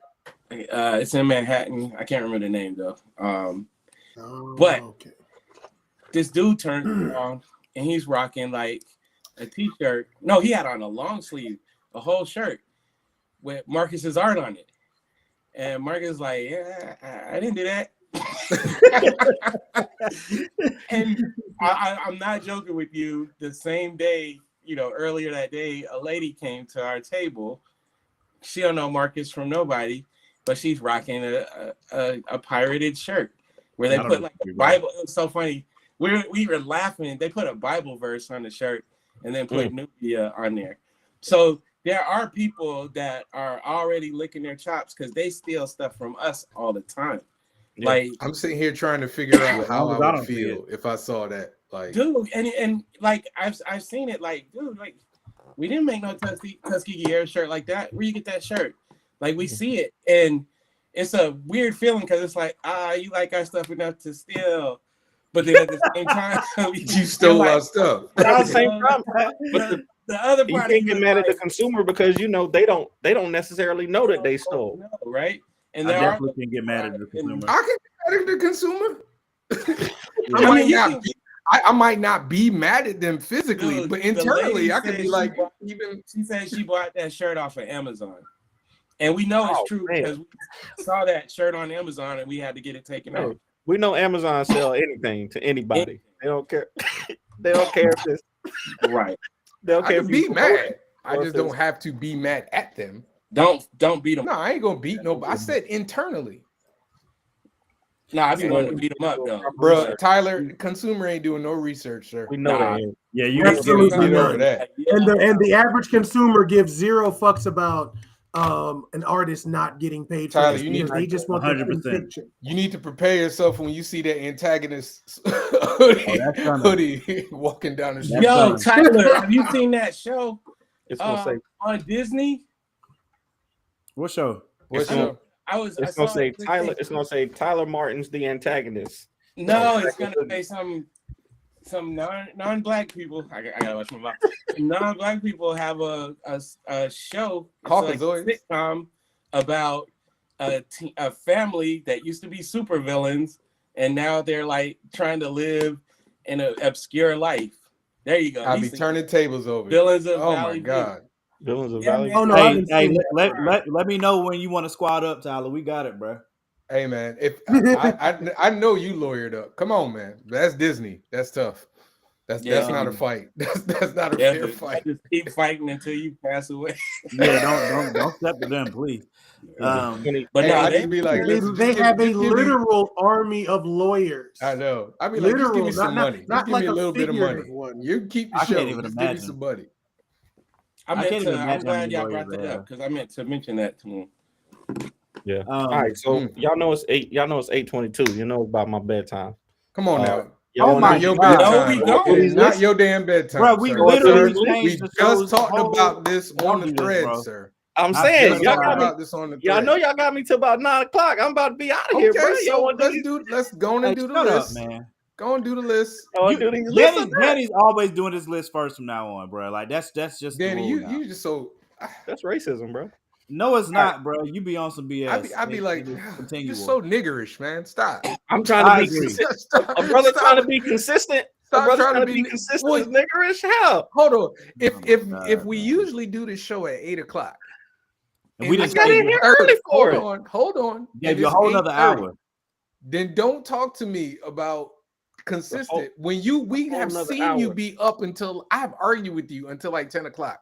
That's Bruh, Danny after will I've get done the off. things that I'm supposed to do. Danny will get my off family. of here, and then he will sign back on watching And us and say, watching "Y'all the are still show." talking Yes, about this." after I've While the put show's my going children to on. bed, I made sure everybody ate. Everybody Your had a shower. children are grown; they don't need to be put to bed.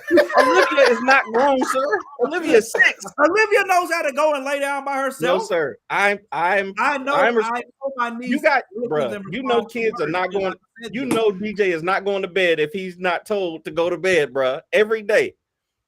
If All right. So top I'm 5 sorry, music Danny. videos. You've been married how long? First, sir. Top 5 music videos. Time out. You've of all been time. married how long, Danny? I've been married 16 years. Almost. Okay, 16. Man, y'all Your heard wife that don't man help. say he got to go to bed at 8:30. He's lying. 9. I got it. He- No, it's not. I have to go to bed. I have things I have to do at 9 o'clock. Danny, Make then sure my how kids come are you asleep. how come you log Greg, on? exactly. You see Greg's reaction to that nonsense. Anyway, I'm saying. Do your list. Do your list, Danny. yeah, Danny's please not do bad. your list, bro. Frustrating. We don't Just want trying to anything be- else. I'm trying to You be be a so good frustrating, husband man. and Shut father. up. And Shut y'all up. out here trying to pull me back into the streets. That Please ain't be right. quiet, man. If All this right. is the streets, I don't know. God I think almighty, So- man. you don't know the the rule streets, is- sir. The You be rule raising is my blood pressure by yourself. y'all Like, said that we cannot have more than 2 Michael Jackson videos on this list, right? Nobody told me Ain't that. nobody said that rule. Technically, Okay, we cool. didn't say that. We I was didn't just say making- no rule. Okay, cool. That ain't the rule. then. I All right, said so I was that- holding myself to 2. Otherwise, I could Danny, easily. say your Can list. I ask Is it? something? I Or want to go be ahead, down Greg. by Brandy. Almost doesn't count by Brandy. What other Brandon Brandy? doesn't have great Sitting music on top of the world, sitting up in my Brandon- room. Brandon doesn't have great music videos. I ain't gonna lie. So top 5. Go. Did you wanted to ask a question, Greg? Yeah, is this my favorite, or am I supposed to be proclaiming these are the So- best 5 that were ever So made? it's a mix between your favorite and greatest. Yeah. So Okay. it's like, so yeah. So I mean, Whatever you like wanna do. when we say best, it means it's somewhat of a mix between your favorites and the Okay, greatest. cool. All right. Yeah. So here's my list then. Oh God. Top 5. This is one of my best lists now. This is one of my better lists. I might lose Sometimes this week because I know I got one of this. But this is a Mine's solid gonna be list. weird, so I don't care. All right. Yeah, it's all So good. number 5. Yo, I was gonna put Wild Wild West on here because it's actually If really you good. put I Wild swear to Wild God. West on this dog, You talking about Kumo D or Fresh Prince of Bel-Air? Bro, Fresh Prince. We're talking about Will Smith. if Dang, you he put had Wild Kumo Wild D West, in there. if you All put right. Wild Wild West on this Either list, one. I'm logging off. He had Go, Cisco with the Danny. chest out. Go, Danny. All right. Go. All right. Number 5. Stand. Top 5 music videos of all time. Number 5. Remember the Time by Michael Jackson. That is number Okay. 5 on my list. When Okay. you put it in the private chat, make sure you number it 5 to 1, not 1 to 5. I got Please. you. Come on, man. Number 4. Outkast. Hey Ya. You got dang on got your boy Andre 3000 playing multiple parts. The throwback to the classics. One of my favorites. Number 3. Michael Jackson with the Lean, Smooth Criminal. That boy, he shot a man through a wall like a cartoon in that movie. I said, yo, how much did this video cost? The wall That's a- disintegrated. The It was wall awesome. disintegrated. He shot my man through it. No look to. Number 2. This Is America, Childish Gambino. That joint came. That's one of the newer ones. But that joint went very, very hard. That joint Absolutely. was absolutely great. And number 1, of course, Thriller is number 1. If any of y'all have You're anything mad at other that. than Thriller at number 1, Yeah, Thriller better than be number 1, I swear to God. throw your list in the trash. That is my Put list. your Bro, list in. All Throw right. yourself in the trash. For real, for real. Yourself in the trash. For real, for real. Is this gonna be the first? This is gonna be the first list we all got to say one. If it's not, it's gonna be I very mean, how strange. could, Right here. if Thriller ain't number one, then you know. You Good should luck. throw It your better list be. away. I wish I you was the best. I was waiting for Danny to say, "Brandy, I want to be down at number one." I was waiting for it. I was concerned. I'm very surprised that he didn't do it. I was waiting for sitting up in my room. I want to be down. That's it. That's my song, though. I love that. That's It's the a best good one. Brandy song she's ever done. It's a great song. It is a great song. That's the best, Brandy best has, Brandy I will song. say she's got some underrated hits, but fine, whatever. Plenty of them. All right, go ahead, Greg. Greg, Oh, get it. next. Yeah, All right, yeah. so it took me a long time, man. I was like just going through. I took like the white video because I actually went back and watched some of these videos. So I don't know if you remember, but "Like a Prayer" by Madonna, that was like considered wow. like this amazing video. I went back and watched it today, and it's like cultural appropriation. It made me feel a little gross. Yeah. So, All right. and I had like some, You're like not some wrong. I'm sorry, I gotta say these things to get it out, but I had other things like "Take on Me" by Aha. I don't know if y'all remember that Come video. on, man, give us your list, man. That video was groundbreaking. But anyways, let's get to it. And like anybody that laughs at this just lets me know they don't know what. Oh boy. Very nice. Here we go. MC Hammer had a video called "For Too Legit to Quit." He had a long version. At the time he released that video, it was like the dopest rap video. Yeah. Like Okay. I'm just saying, Them theatrical. niggas was So that dancing, would be bro. 5. That's Number hard, 4, too. I'm That's a probably- They were dancing hard as heck in that video. That is a good one right there. Man. People Yeah. cannot dance like that these days, man. Them I- jokers Quit. One day Wait, that's the one where they had like all the cameos by all the people. where who he was acting like he was like training for a fight and all that. And he did a Michael Jackson diss I at the remember end. that. Yeah. I'm. What it I do, can't big tell bro? you guys how many times I've seen that man in concert, and I'm like, but it's a long story. I could go see whatever concert. Anyways, so that's 5. All right, number 5. 4, I was stuck, man. I don't know. Have y'all seen "Black Is King" by Yes. Beyonce? I was like that whole damn thing. It's the That's like cheating, bro. visual- Come on, man. Oh, man, Hey, you leave me alone. One video. That's a movie. Nah. I don't know. Pick the If that's the video. case, I'm about to change my list. That's a movie. No. You can't- That's like No, bro. no. You put the no. whole Pick thing one on there. video. That's a compilation. I know, but I can't You gotta remember the pick names of the one. songs. It's like 10 videos in We that gonna one. pick one for you if you don't pick one. Oh shit! You gotta pick one, bro. You can't have the whole thing now. The song "Mood Forever." Boom. Yeah, take that. I don't know the All one right. with Jay-Z. All right, okay. All right. All right. Number 3, I have "Be Humble" by Kendrick Lamar. Very, very. I don't know. Like that video is amazing. Have y'all seen the video? Yeah. Go My watch that homeboy was video. one of the bald head dudes. There was like a million That of was them. on fire. He was in one of them. Yeah, he was one of those guys. And then the last 2 are what it is, man. "Remember the Time" is number 2, and "Triller" is number 1. That dang on Thriller, bro. That's All right. that's Go ahead, Jamari. It's you, man. All right. So my first video is "Single Ladies" by Beyonce, because I don't know if there's been a song and a video that has been as crazy. Like you do have to go to Madonna to find something like that. The first billion view music video size Gundam style. Nothing had ever shown up like that in life. So that's for me. That again is one of the things why I love the internet. Really? The video though? Is that your final answer? Yes, that video was that video is absolutely huge, insane. though. That All video right, is huge. All right, go ahead, man. So, number 3, the most creative hip hop album. Most creative hip hop video ever. Farside's "Drop." Is that the one where they're going? Yeah, backwards? no, that's that. Yeah, they literally had to rap the song backwards to get it I right. won't know if that's the most creative one, but No, it's a very. To me, it's like, one it of was the- an innovative, like Yes. it's an innovative, yeah. visually what they did. One of those, yeah. I don't know if I've seen that one. Which leads me to my last two. Come on now. Number two, one of the craziest things the internet's ever created, Turned Down for What? DJ Snake and Lil Jon. That one, I thought nothing was as insane as that thing. I don't know if I've seen that. I don't know if I've seen that. I still will go. You've never seen Turned Down for What? Not the video. I know the song. I don't know if I've ever seen the video. I saw it. Go watch the video and you're welcome. All right, I'll go check it out, man. Wow. Now, I'm probably the only person who struggled with this because my number one had a fight between Smooth Criminal and Thriller. Well, who won? So who was number two? I just knew number two was.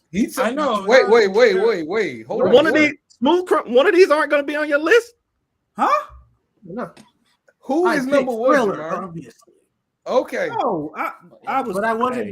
I'm sorry. I was not good. As much as I'm not going to put. Morgan's about to disinvite you from any future appearances. It is what it is. I wasn't going to put two Michael Jackson videos. That was close. that was. I mean, if the reason is you only want to have one Michael Jackson video, cool. My God. All right. I'll go. That's the only reason. My list was like kind of a mix of like my favorite, but also like the most influential ones, like the ones that first came to my mind. I did a Danny today. So when you think of like music videos, these are the ones that come to my mind. All right, number 5. Just because it was so creative at the time and it's still brought up every time, all the time, I gotta go with Aha, Take On Me. I got to. Like literally one of the most creative music videos. As an artist, I watched it and I was like, man, this is awesome. 100%. Number 4, Remember the Time. Come on now. Come on. Still to this day. It was in the number 3. I gotta pay homage shit in videos. Is that why we really love Remember the Time? Michael Jackson. Is it because Michael Jackson literally rolled up the entire video house and just like started. He's literally his house in the entire video. He rolled up in his house, in his kingdom. He rolled up in his whole kingdom. It was like I'm taking your girl. This woman came up, said to his wife, "What's good?" I mean, and then turned into gold, and then went away. Like, come on, me in Spain. What about us, girl? Had Magic Johnson in the video for no reason whatsoever. Eddie Murphy. Yeah, Magic was just there. He was just there. Wasn't he like a bodyguard or something? Yeah, shirtless at that. Number 3. Behold, Great Pharaoh. I had to give it to my girl, Rhythm Nation, Janet Jackson. Everybody still do it. I knew you was gonna put a Janet Jackson. Was gonna be on there. I told you I was gonna do it last week. Not Scream though. You for no, I like Rhythm Nation better than Scream. Number 2, I gotta pay respect to this woman too, because she's video vanguard, Madonna Vogue. Like that's literally one of her most creative videos. I gotta give respect to her on that. And then number 1, Thriller. The Thriller. Oh man, no Missy videos. Missy is my number 6. I went back and forth with Super Duper Fly. I went back and forth between that and Take On Me. The Rain. I'm still on the fence about my number 5. I literally am still deliberating as I speak. He said that man said, "Do you remember on the park on the beach?" Yeah. And he screamed it all too. Screamed. He screamed it, and then he wanted to make sure you heard it. He said, all of that you can't say that in a man's house. Disrespect. Right. So disrespectful. All right, go ahead, Morgan. Number 5. One is extremely influential, especially the things that came after it, but the other one is one of the most creative, and I've watched that video 50 million times. The other one. I'm talking about the two that I'm kicking around in my head for number 5. I'll be adventurous tonight. Number 5, Sia, Chandelier. Wait, what? Sia, Chandelier. Chandelier. Okay. I watched that video. I watched that video 50 million. The first time I saw that video, I was like, man, what the hell? What is going on right here? But I was also like dancing to it at the same time. And I watched that video like 10 times. on the I have same no day. idea who he's talking about. So I'm gonna put Sia number 5 for Chandelier. Number 4, Aha, Take on Me. That video, I used to stay up late to catch it on like VH1 and crap, bro. That video used to scare me because I was like, why they beating this nigga, bro? Like, what did he do to you? You know what I'm saying? Like, I was so confused. I'm still confused. Like, I don't know why the police are there. Like, what are they doing? Why are they beating this man? Like, I love that video to this day. It's one of the best ever. Hey, that's I'm my with Justin. number I don't know who Sia is, and I don't know what song Chandelier is. If you watch Look it up. TikTok in the last year, it's one of like the highest played songs. Yeah. They were going Yeah. nuts. The ladies were going nuts. that video has over 2 billion views, I think. Okay. On Apparently, YouTube. I'm not one of the billion. Number 3, I had to find a way to get both of them on here. Mike and Janet Scream. I will never forget the advertisement of that video before it came out. I was waiting. I was watching MTV with bated breath every week, Diddy, why waiting you for that got joint to that come shit? on. Diddy, why you got that face, yo? I need to interrupt your list real quick because I'm watching the Sia Chandelier video, and it's just this little white girl crumping. She is crumping. That is pretty much the whole video. She's ballerina crumping in a dirty apartheid room. Like, that's what it is. I was gonna put a last part on there, but the other one would have been Beyonce. Hey, Denny, it's okay. This is his Tijuana Jones or James or whatever. This is it. This is his Tijuana. Hey, I said I was gonna be adventurous. I could have went safe. I said I'm not going to. All right. That's okay.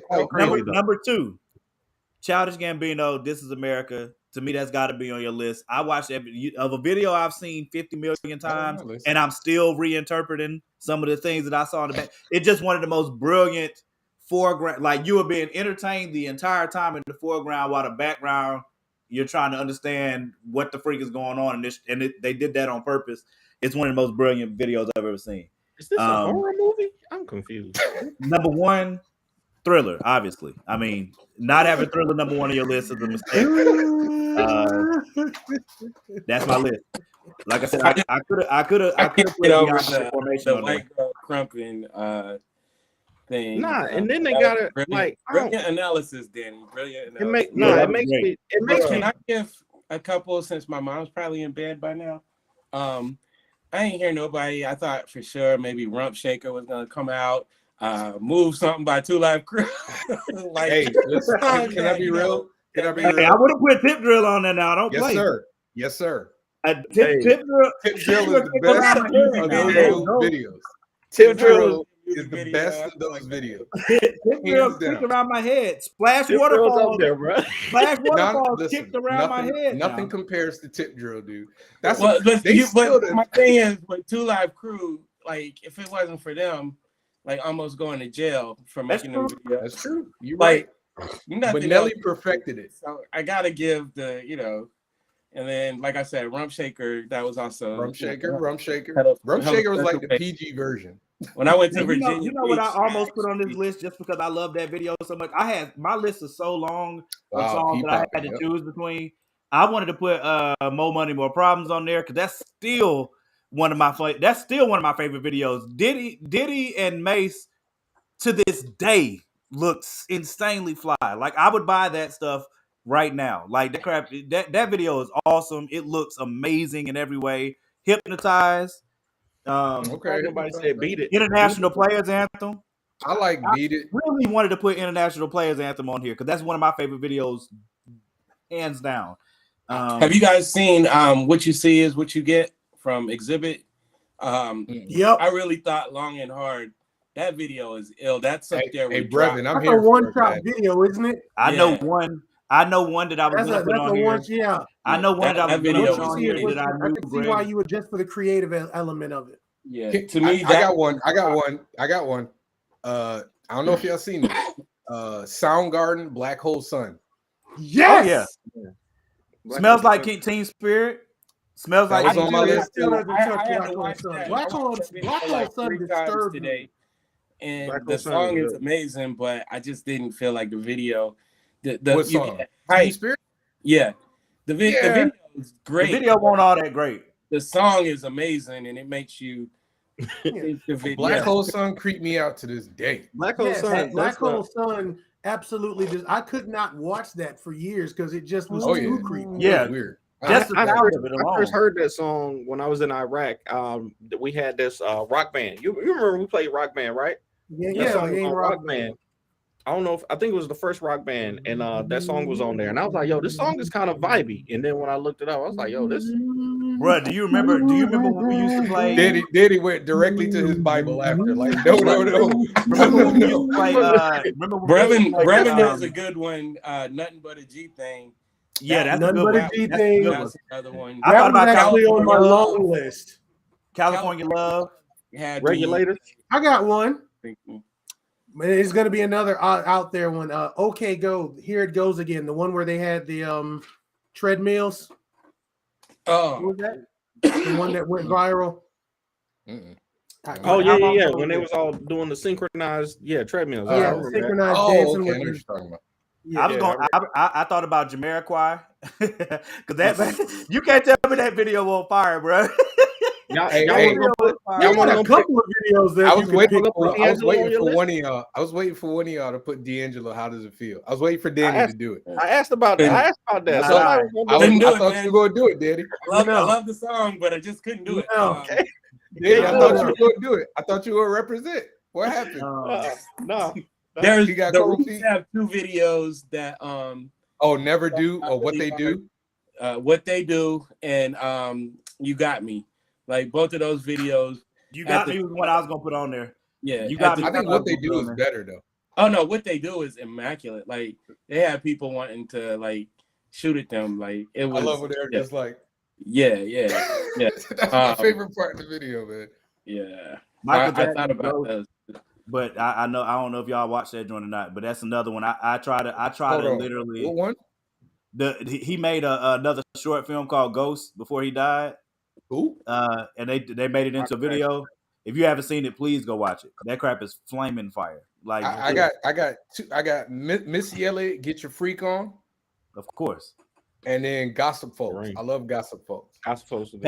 Pastor Cavoursier was up there for me too. I Pastor what? love that video. Pastor Cavoursier. Not a bad one. Not a bad one at all. Buster. Who said Cavoursier? How nobody put your hands where my eyes could see? I thought about it, but that's hard. Like that was in that whole. If you took the Michael Jackson songs out, I probably could fit it. What was the Busta Rhymes song from Space Jam? The Hit 'em high. Hit 'em high. Hit 'em high.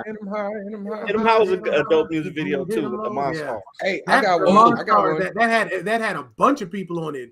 Renee was a good one. LL Cool J, dude from Cypress Hill, Be Real, I believe. Yeah, that's Julio. That's why I feel like we could have broke these down into categories. Because like if we're doing hip hop, do y'all remember Black Steel in the Hour of Chaos, Public Enemy? Like Steel? No. Oh my God. Y'all know the song though, right? Please. No, I don't know from the title. I don't know that song. I might have put Wu-Tang's Triumph on a hip hop one. Yeah, but that PE video, man, that was like another thing. It's like visually they changed what you was allowed to do, man. Tribe Called Quest scenario. See, for Tribe, the video, I left my wallet in Common. The song All Day, I will agree, but Common Testify. That's one of my favorites. I watched it. Common, which one? Testify. The joint with Rod in it. Y'all won't put none of the R. Kelly. What was this series? If he was not excluded, if he was not automatically, we don't talk about R. Kelly on this show, sir. If he was not automatically excluded, we know there'd be a different list. He had a whole series of videos though. We don't speak about that man. When R. Kelly comes up in the conversation, the list would be different. I will suffice it to say that the list would be different if he wasn't a rapist. The only reason I even thought about R. Kelly though is because I was gonna put Contagious on my list, but when I watched it, the whole video is slow mo. Like how you got a whole video in slow motion, like the whole video. them flipping the flip phone open was in slow motion. I got one for you, and I'm motion. surprised Oh, nobody yeah. did this Michael Jackson song. Black or White? Black or White, yeah. That was like Top it would have five been all in the top time, 10. though? Black or White was I good. Black or still- White I still- was I an still- amazing. I can put that over Eugene Cool is Criminal. I can put it underrated. over Bad. No, Black and I White would put was it over Bad. I wouldn't. I would put it over Bad. Which one? Black and I White, mean, yeah. Bad is just like one big dance sequence. Like, I mean, I love the video, but it's No, the long video though with the dramatic. but it's still like one big. Yeah, no, I they're feel still you. dancing. It was like What's Beat the It Titans Part in it, 2, bro? if you ask me. Black or White was dope. He had the Macaulay Culkin in the beginning Yeah, with the they had the speakers. faces changing. And he had your man. He was dancing in Africa and then in Yeah. India and then in yeah, that was a good You one. remember, like that movie was like a big deal. I mean, that video was like a Yeah. big deal when Oh, it no came out. question. For sure. I bet y'all know who about Gautier. Somebody that I used to know. But somebody Y'all that I heard used to know, yeah. Okay. That video wasn't like That video was It trash. was interesting, but it The wasn't. song was Yeah. catchy. Some Sorry, videos I just got a lot of video views. not Some making- videos I got a like lot of views because they was hyped for a minute, but the they song was good. Well, the song yeah, was and the good. song- Yeah, because the song is good. but, That's what it was with Chandelier. Like I kept watching the video because that song was Listen, man, fire playing. listen, that song is still one of my favorite songs. Morgan, listen. This I'm speaking on the behalf of the group. You can keep trying, but it I'm ain't not gonna work. trying to. Listen, Listen, are you I'm not a trying to Zia make fan? you like the music I like. I'm just saying, like I'm not trying to make you like the we music saw I how like. you tried to snuck it in there. Oh yeah, because like that's what I no. I had never seen it before, and I would never watch it again. It looked like a mix between a horror movie and Hey, Danny. So, like- guys, so it check like this out, Orphan. because like that video is so similar, and I had to go back and look it up. She has a song, Elastic Heart. yeah, and it's Yep. got Shia LaBeouf, and Yep. that video's even creepier than Yep. It is That one. creepier. You're right. Kenji. But Kenji, Shia the cow LaBeouf is song. awesome. The cow song. I played that like all day, one day while I was at work. Doja Cat. I've never heard that. not the cow I- song. You've never seen that by Doja I'm not Cat? mad at you. Nah, It I was don't know so nothing about stupid Doja Cat. that I've never Bro. heard anything about Doja Cat. That Picture of a video cow. is hilarious, yo. Dude, I never that's heard your anything homework. Go watch it. If you can watch Chandelier, you can watch that. For sure. Hey, listen. Hey, Different music, bro. Daddy, just throw it. Nobody put Prince Kiss. If I'd have put Prince on there, it It's would an have okay been with video. Dove's It's an Cry. okay video. Yeah, What was it the- would have been I for me. wanna It go would have with the been Truly Dove's Crazy Pride from him. or Seven. It would've What was been the Dove's what was the Cry. bat? What was the Batman one that he did? Bat The Dance Bat Dance. or Yeah. Party Man. I'd rather go Party Man. Man. Makes more That's it. sense. Party Man. Okay. But I'm surprised Morgan didn't put Formation. Those No, were the I'm dead battles. serious. Those were I the two thought that Morgan was we going to back put and forth about. Formation because I swear we had an argument previously. We And he did. kept telling me about how it was one of the greatest music videos of all time, but apparently it's not. It is. So you just Not But it's apparently I it's said I better was, than I Chandelier. said I was it going ain't to better be than adventurous tonight. Chandelier. I said I was gonna be adventurous tonight. I love because You when I watched definitely were Formation, adventurous. I love Formation for what it did, what it stood for, and the culture and the culture that she placed into it, and then followed That was up the one- by. But it in the wasn't good. Super It Bowl. wasn't better than Chandelier. That was the Apparently, one she did in New Orleans. Well, I mean, you can. I explained why I put Chandelier on the list. I but explained it. if you came Because out you been your drinking. mouth- if you came out your Not mouth, yet. It's coming.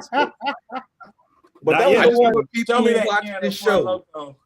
I just want people to watch this show that know that Morgan is not a man of his convictions because he keep doing this over and over again. He'll say something and then we'll come back to a list and then you won't have what it was on your list that you said was the greatest. Hey, can't say that about me though. I will say that. Listen, Do you want me to tell what I said about you? I purposefully did not put it. I purposely said that you I'm know- going you know, to be be adventurous consistent. tonight. I could have easily just been safe and said that.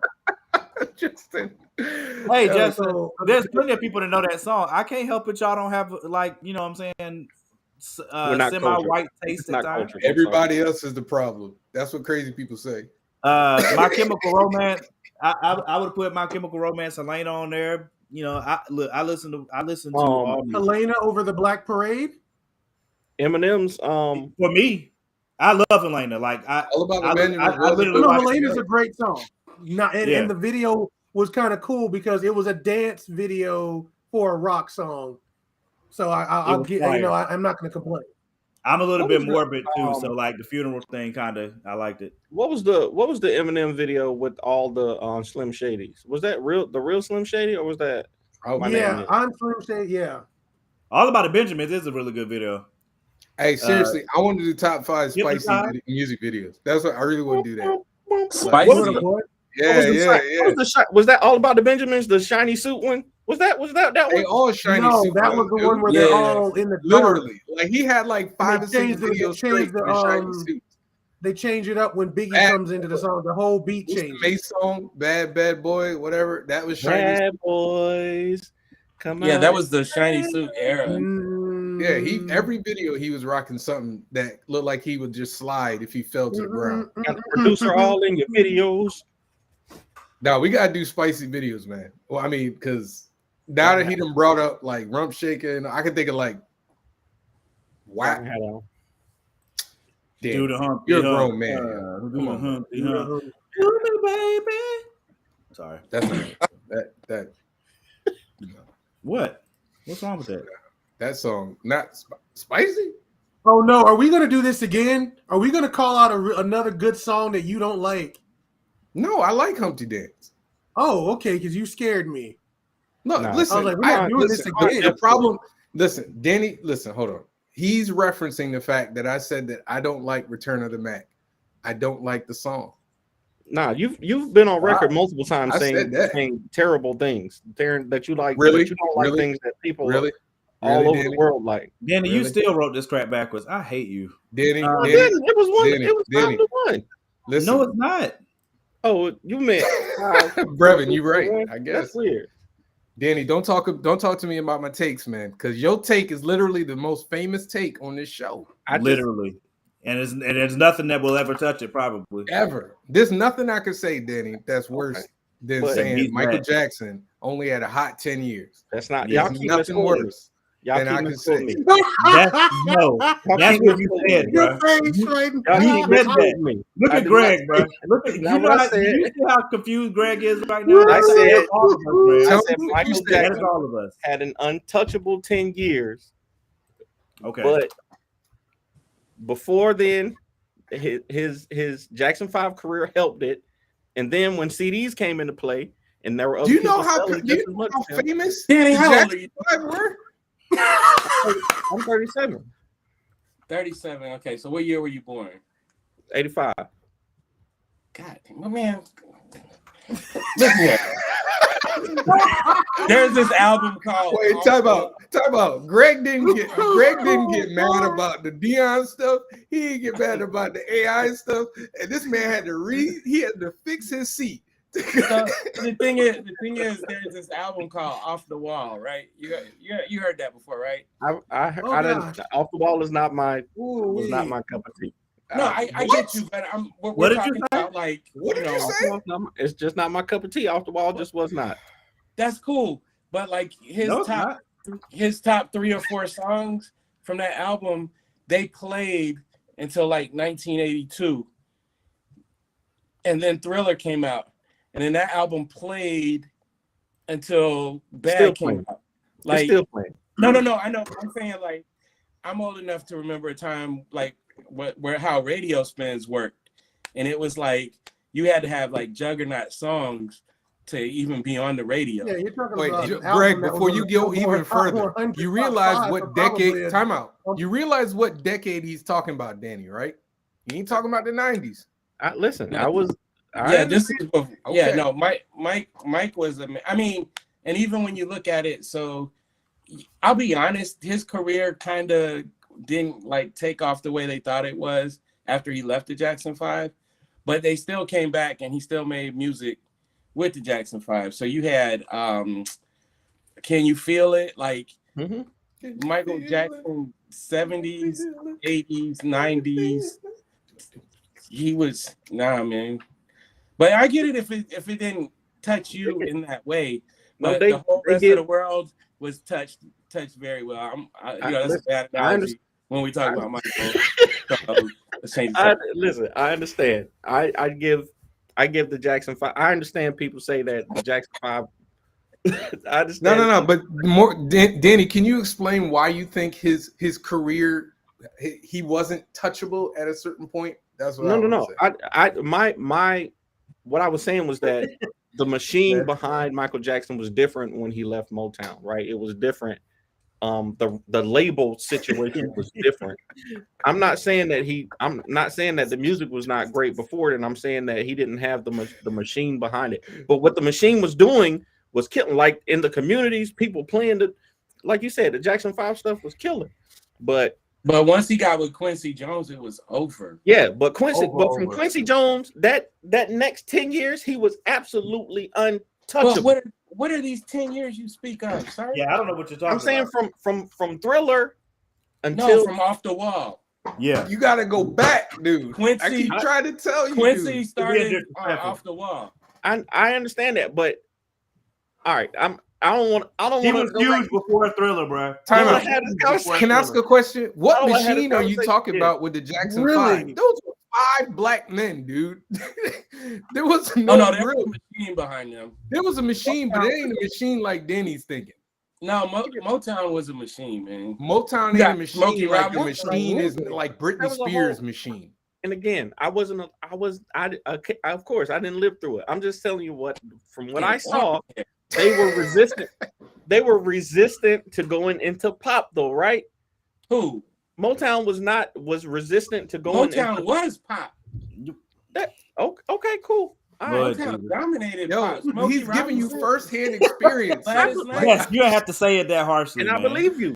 And I believe y'all. I can be wrong. I've been wrong about things. We want you to say it. We want you to say it though. I said it. I was wrong. I've been wrong. I didn't bring it back up. Y'all said whoa, I was trying to go back. Did you ever hear him say he was wrong about this? Yes.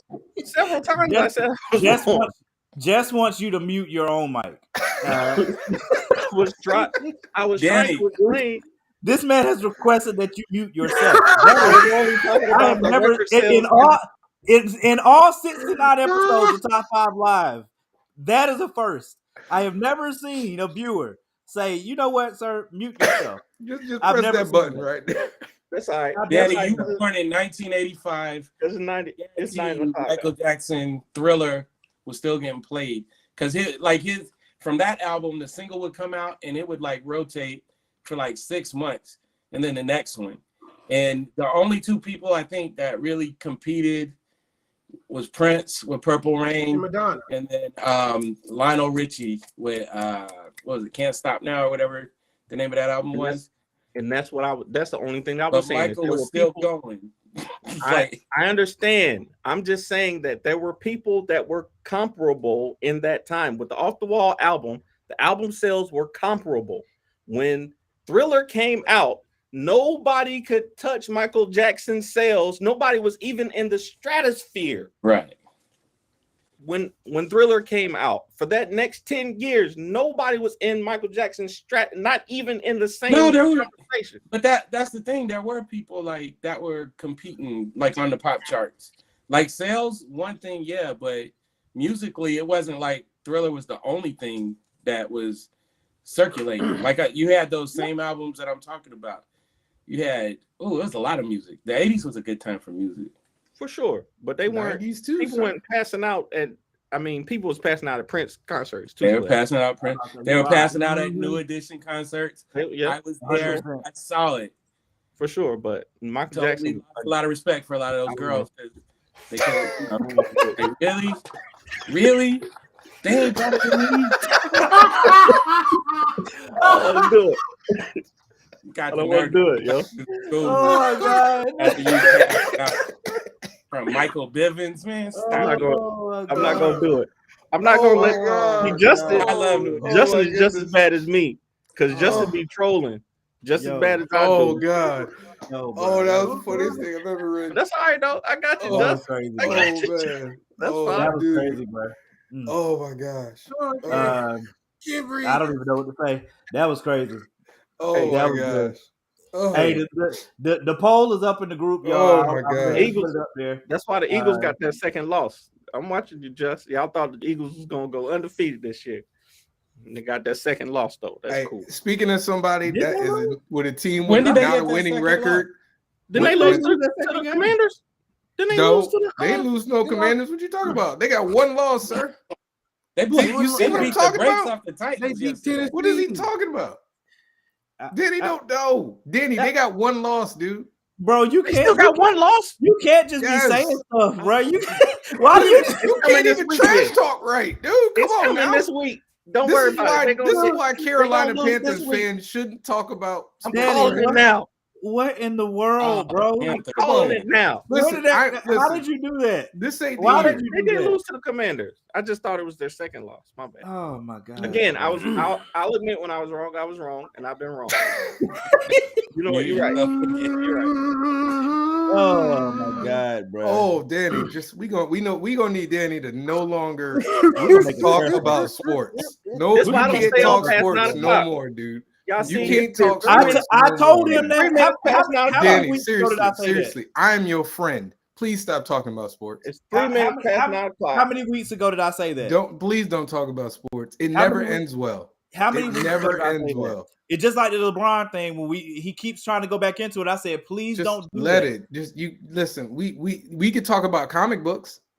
Yeah, We could talk about we can comics. talk about sports to a certain depth, but I will talk to Danny about the Carolina Panthers, and Why? that's what I would talk to Danny about. who said why like that? That Woo. was so disrespectful. It was me. God, man, you Wait, disrespectful. I mean, That was so disrespectful. Greg, you might want to by NFL talk too, man. Just, Why? we beat all y'all, of so, it. yeah. Everybody on this panel needs to not talk about We Bragg. beat y'all. Why? Just- This man has excused himself from the show. Jesus Christ. just- Jess, you see what you Wait, did? Greg, man? you're a Falcons fan, right? Not at all, man. What, Yes, bro. who are you a fan of, sir? It's just a long story. Oh, I God. just want the team. So here's the thing. I lost a bet to my dad when I was little, and I had to become a 49ers fan. So, I rode with the 49ers super duper hard all the way up until the Kaepernick situation. I still like them. Kansas City is my home team. So, I always had love for them. I also root for all black quarterbacks. I also root for all black head coaches. So, call it what you want. The list. My love for the NFL is not what it used to be after the Kaepernick stuff. So Did you I mean, did you boycott for a little bit? We put the poll up in the group already. But you came Go back. to the group has got all the lists up there. yeah, I can't. Man, I got kids that I've been watching since they were 12 years old that are in the NFL. So it's like I can't. It's hard. Like it's hard. It took some time. My boy is still boycotting. He since the Kaepernick thing, he has not watched, and he's an Eagles fan too. He did not watch the Super Bowl. I don't blame folks. I don't understand it, but that's just me. I understand it. That was a great conversation while it was there. I mean, it's always a great conversation, honestly, but I understand where they're coming from.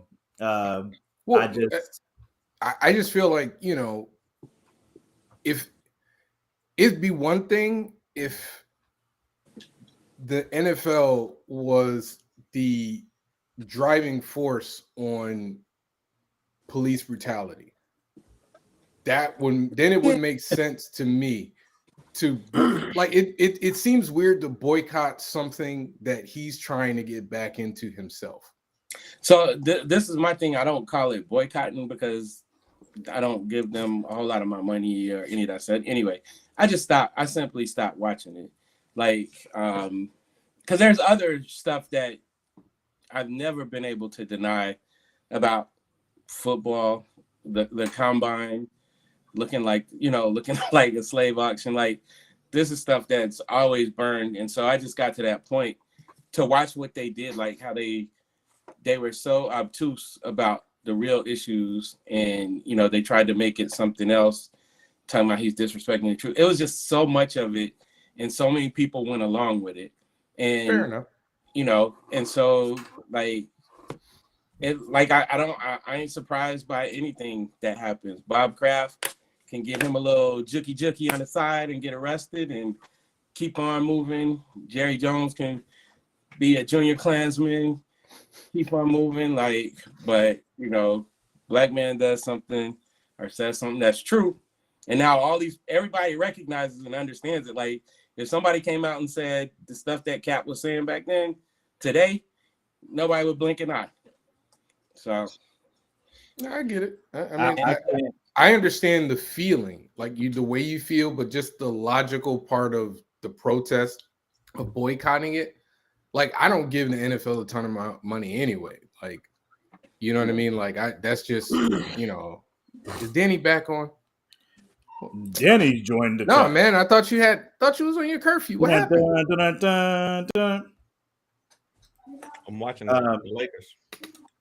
I'm sorry for you. These say he's watching the Lakers. He's watching the Lakers. Sorry, you have to watch that. Oh man, what you talking about, man? We've been rolling. We're not gonna win. Huh? You a Lakers fan? Yeah, for 42 years, 43 years. Sorry for you. I did say Russ going off the he's been rolling, sir. Celtics been rolling. Y'all doing it right. Man. Y'all been kind of rolling, man. No, 20-5. What you mean? I'm joking, man. I was about to say Jaylen Brown. That's another kid I've been watching. That's my dog since he was 6. So it's I even though I hate the Celtics, I love these Celtics. I'm mad at them. You know what's funny? I only like the two of them from folding in the finals. Them jokers. Wait, what'd you say? They didn't fold in the finals. Tatum was hurt, dude. Tatum was hurt. They were overworked. They were playing 50 minutes a game. Like both of them. They coach was getting some on the side while they was game playing. He was over there. He out here trying to wait a minute. A long time instead of giving his boys a break.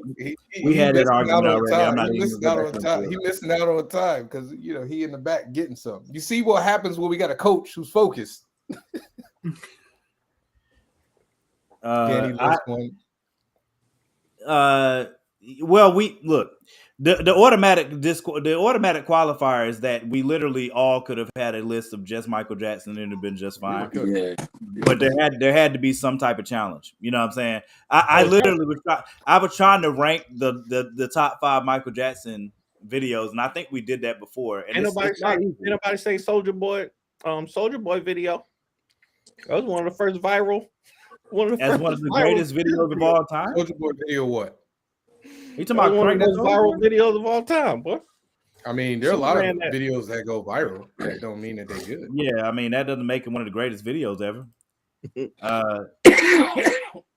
Lady Gaga could have been on there. I'm sure on somebody's list is Lady Gaga. Lincoln Park, Breaking the Habit. I love that video. So how did you end up a Lakers fan though? No, I'm curious. My dad, about this. when I moved back to the States, like my first memories are from living in England. And so when we moved back to the States, I didn't get to see basketball like that. I'm still old enough where, they was doing tape delay championships and whatnot. So my dad was a Lakers fan back to when he was a kid, Jerry West, Wilt, all of them. And you didn't really have a choice. Like if my dad said you were a fan of this team. Great, are you over 45? Huh? Are you over 45? Yeah. Oh, all right, man. Respect. So it was just what it was. And then when we moved to the States, we're living in the West, like in Idaho. And so like they showed every Laker game that was televised, so it was like, that's just what it was. Okay, I got you. Can't help it. I'm always curious. About people who are Lakers fans. If like why? It's like being a Steelers fan. Like there's a ton of Steelers fans in Connecticut, Dallas, and the Pittsburgh. Steelers were so dominant. Like when I came, like I said, when I first came, the Steelers and the Cowboys were probably like the 2 best teams, and I was 5-6 years old, so I was like, I like both of those teams. And my dad, that's how I lost the bet. The catch, the Dwight Clark catch. Oh, okay. Me and my dad, we were sitting there, and he was like, before the game, all I knew was the Cowboys and the Steelers. So he's talking about the 49ers gonna win. I'm like, that's not even a real team, bro. Let's go. And then, that's when the catch happened. And I literally, before I stopped watching a few years ago, that was the first time I didn't watch the Super Bowl and the only time where I chose to go watch Raiders of the Lost Ark with the girls instead of watch the Super Bowl because my dad was just rubbing it in. But wow, yeah, and the Lakers. Sean wants to know who's the top 5 players right now in the NBA. Danny, recuse yourself. It's not LeBron. LeBron ain't top 5 in the NBA. I would not even say that. Who better than him? Who's the 4 that's I can name 5. Like that when we say top 5, like 5 best players in the NBA right now. Best, like what is? I'm not the hugest LeBron fan, but if he wants to turn up, who gonna stop him? He definitely in the top 10, but I think Giannis, I think KD, I think I'd put Jason. I don't know if I'd put Jason Tatum over LeBron. 100% put JT. I was gonna say Jason Tatum is basically he's almost MVP right now. That's because I could do 5. Luka. I could do 5 before LeBron. I wouldn't put Luka. You take Luka? Would you take LeBron over Luka? Taking Luka over LeBron. I take LeBron over Luka. I'm not taking Luka. Only thing I say is Luka don't play defense over LeBron right now. I put AD over LeBron right now. Off of 8 games, Daniel. When AD is healthy, it's been a really good 8 games though. When AD is injured in February, come back to that comment. What are you talking about? He's injured right now. He can't left the game tonight. He left the game tonight. Okay, there you go. There you go. And there you have it. Are we trying to like not? Wait, you're not serious, are you? Are you serious? No, I'm absolutely serious. No, serious. Yo, that's not. If you go back and watch this tape, you're gonna see a point where I looked at my phone and I did this.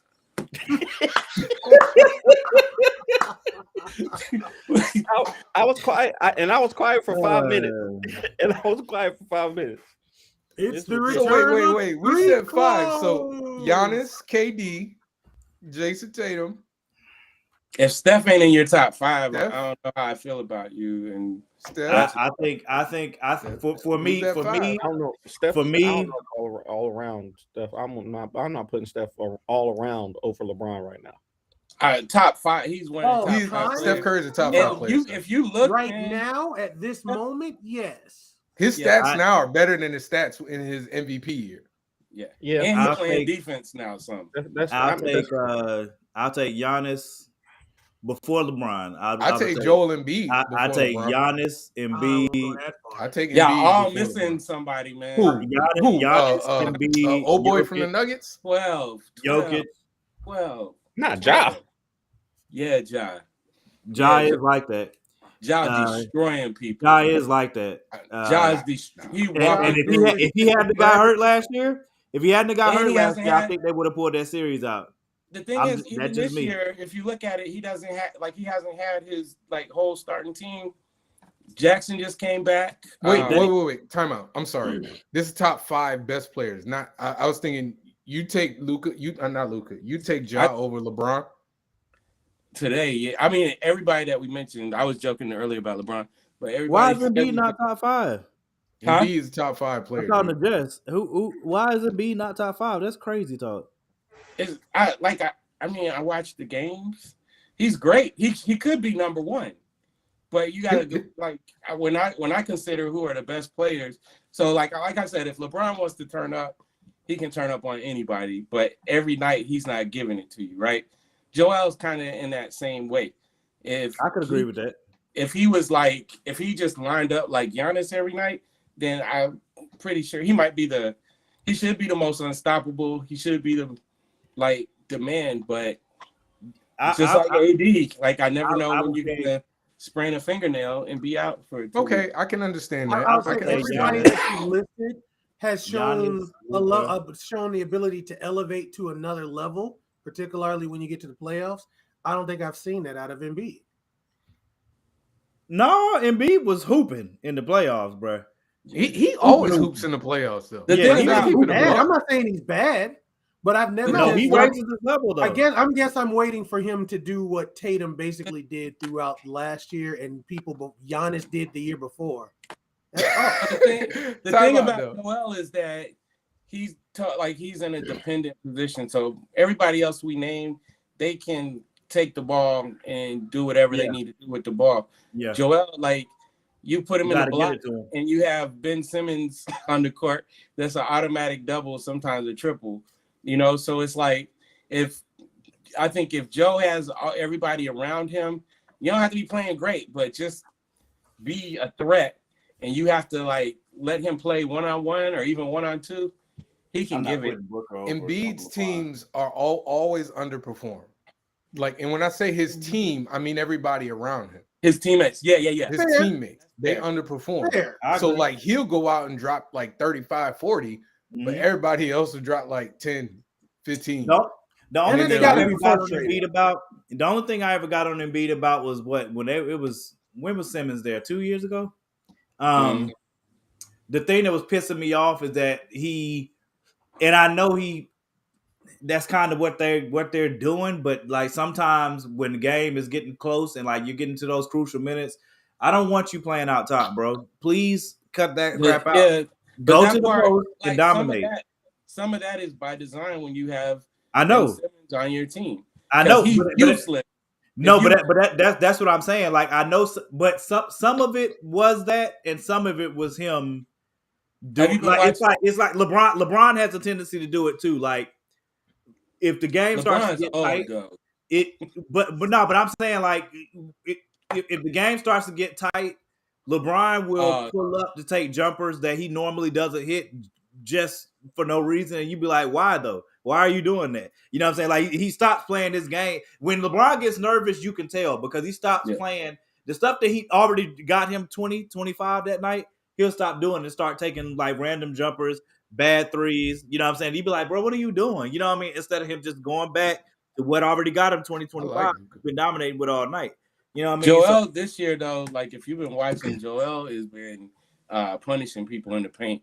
Like I don't think he needs. I don't think the mental is. I don't think it was a mental block. I think it was more of a thing. Like if I go down here and sit on this block, they're gonna double and triple me, and I can't throw it to this crusty dude who's afraid to shoot the basketball. Like, and that's the guy that they're gonna James Harden shoot.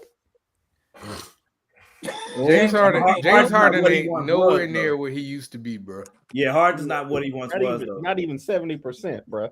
Nah, I mean the second best player on that team is Maxey, and Maxey's been out for a while. What do y'all think about the Nets though? Like, why? Nothing. I don't think anything about the Nets. What in the world? It's an abomination right now. I mean, like if we want to not look at all the Kyrie stuff, like I think, and I said like Kyrie is on the court. Yeah. Kyrie is one of my favorite players to watch. But like on the court, I heard somebody say it, and I understand it. If you guys have ever coached or played, those guys, they're skilled. They got all the skills, but those skills don't really translate. So Kyrie, if you're in a close game, Kyrie will be your savior. But like he does really pretty stuff, but it doesn't always impact winning. And so you have that. Then you got KD, who wants to play the right way, who's never been as selfish as I've wanted him to be. And he's just kind of in the middle. And with all that, like... That's why he wanted to go to Golden State. But they don't have... When I heard him say... I have a take for the... When I heard them say about KD, when I heard them say that he was wanting to do like more developmental stuff in practice, like I legit understood that. Like I was like, okay, that makes sense for you to have a coach that's just like, oh, we're just gonna do shoot arounds, and you actually want to develop your game. That can be extremely frustrating. But I think that's the difference with them this year. Like I think they actually have like a real coach now. Like so, and it's taking time. They need time they might not have enough time though. That's the problem. The thing is, they get with that type of talent, they'll turn it around. Their starting center weighs 138 pounds. Like they don't have any. They got one kid. I think he's from. I want to say he's from like North Carolina, coming off the bench, but he doesn't play that much. But they don't have the only dude with a little bit of size that can act like that's a big. And They so don't have Claxton. Is he? No, That's- Claxton yeah, is Claxton- Okay. he's slim though. He's good. Yeah. He's good at what he does, but he's still Right. like Hey, he got flu-like symptoms. They said AD went to the locker room with flu-like symptoms. hell, you start the game and leave with the flu, man. How you play 8 minutes with the flu? I think the Nets are going to make the playoffs. They might win maybe one series, maybe, but it depends on where they are. Because if they run into Boston or if they run into Milwaukee, Nobody wants run to into see either Milwaukee. of those two teams is over. Nobody I wants to think see Milwaukee. with Middleton back. Udoka showed the way that they can. Would you beat say? them. Nobody Who, what? Oh. No, Morgan. What'd you say? I said nobody wants to see Milwaukee with Middleton back. If he's back. healthy, nobody wants to see them. I don't think the Celtics are afraid of them. It's not about them being afraid. I'm just saying. I don't think the Celtics will mind seeing them. Okay. Yeah. Celtics still don't have Rob Williams. Though. Celtics Like they doing all this winning. I would love. Wait, what'd you say? I want to see that series very badly. I think the Celtics is a better team overall. I can't put Tatum over Giannis, but Didn't they play last year? Yeah, but last Middleton was out. Middleton was out. Yep. I mean, they beat him with Middleton before. Yeah, but that's the thing. Like when you get confidence against a team, it's like, oh, we can beat them.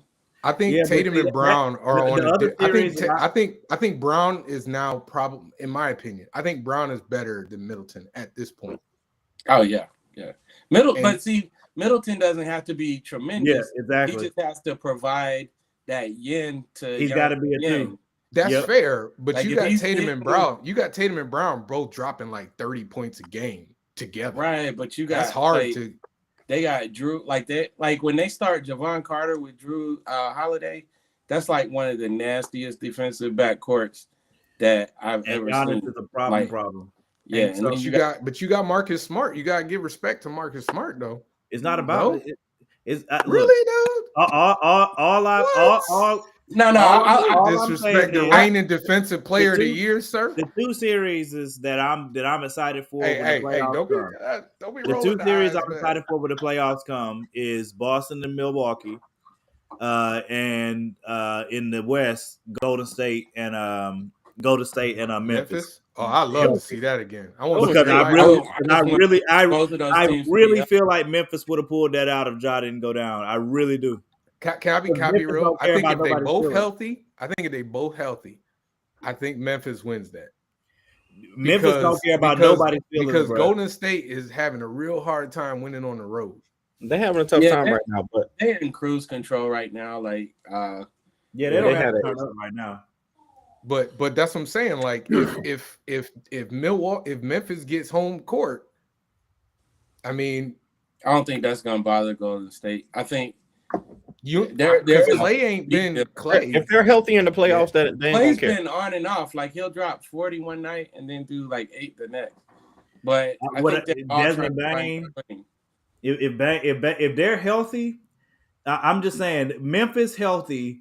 The thing that Memphis has going for them more than anything, besides Ja being a beast monster of a different breed, is that their swagger and their head, they don't lose it. They can be down by whatever, and they don't think like, oh man, we really got to climb back into this game. They don't even think that. They just play. You know what I'm saying? They never feel like they're out of the game, basically.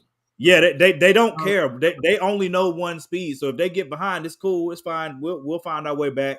And that's the thing that I love the most about watching them in the playoffs last year. They do not care what the score is. They don't care. My problem is sometimes they don't play smart basketball. That's true. Yeah. They're still young and experienced. And I've one team I haven't heard anybody say anything about, the Pelicans. No one thinks that they have any shot. I mean, at least going a deep run. So what we're seeing right now is what we've. I haven't seen them. I love the Pelicans. I want them to be great, but like I need to be sure that Zion is going to be able to stay healthy. Brandon Ingram's already been missing a lot of games this year, and missing games too. Point guard. McCollum missed game. No. CJ. I think CJ McCollum missed some games too. He missed the. I think his yet. was more like load management. But they're a good team. I think if they're healthy, come to play. problem for anybody because Yeah. they can knuckle up and defend. But like Brandon Ingram is my guy. Like if he's healthy and Zion is healthy, and with CJ, they could be a problem against anybody in the playoffs. But Agreed. they got to I be think the healthy. West is going to be more entertaining in the playoffs than the East. It Yeah, is. yeah. I think Because the East is already They'll be the more 2-3. competitive look. Because Yeah. I honestly, like, who else in the East other than the Bucks and the Celtics are really good? I mean, the Cavs are good. the Cavs have come up, but But, they you know, there's not a lot of experience. right. But they got Donnie Bravo, and he's already shown that he can be a Who? complete idiot in the playoffs. Oh, who you talking? Who? Donnie. Oh, the coach. Donovan Mitchell. I don't know. Oh, I you call mean him Donovan Mitchell? I Oh, call okay. him Donnie Bravo because he always be like dunking on people's mothers. He's really disrespectful. But we've seen him. He can be a complete idiot and average 48 a game in a series. So they got defenders. They got a super solid point guard. To me, they need. Well, LeVert. I feel like LeVert can kind of be it, but I feel like they're another team that I feel like need, like Memphis. They need like a veteran presence. Last year, Memphis had Slow-Mo, but he went to Minnesota, so it's Oh, he's like in Minnesota? I thought he was still Yeah. in Memphis. My bad. That's So what I'm who's saying. gonna? I haven't seen much. I have not seen games this year, so I don't think I've Cavs seen beat any the full Celtics games. twice. Cavs ain't they're not because They're not like to I play said, you with. got that little hard head, man. That dude's 6'1", but he plays like he's 6'5", and And their his mentality. his jumper now is like so much better than it was Who, a couple years Garland? ago. Mitchell, Oh, Mitchell. You still talking yeah, about Mitchell. Yeah. he's nasty, and they have everything. I just feel like they need a veteran and maybe one more shooter. Yeah, I don't know about Atlanta, man. I don't know about the Hawks. Nobody's No. taking them Something's serious. going on there. No. I don't know. There's Their problem nothing is you going can't. on there. Every Nothing team is going to positive. go after Trey. Every team goes after Trey. Like, But he's still giving it to him, and now they got Murray. So I don't. well, I worry mean, about them. defensively, they go They're after fun, like but on they're not offense. consistent. Yeah, Yeah, they're not a consistent team. They shouldn't have And- gave up Herder, man. No, they shouldn't have gave up Herder. They shouldn't have gave up Reddish. But my other thing is they should have been developing these kids. And so, like what you've If done they've is been you made- developing, then Hunter would have been what he was supposed to be. Everybody's Exactly. waiting. Yeah. Everybody's waiting for him to elevate, and I'm just like, he But ain't gonna be that. At least not here. I go to these games. I watch him. He can go. He really can go. But the offense is so Trey heavy. You know what I'm saying? Where like I'm gonna tell you one of the things as a coach, as a basketball purist, I hate this ball dominant where your best player just has the ball and he gets to do whatever he wants and he gets to get assists and shoot whenever he wants. You mean the because- AAU ball that we're now playing in the NBA? Yeah. And, well, You hate watching Luka play then. I can't stand it. I couldn't stand James Harden.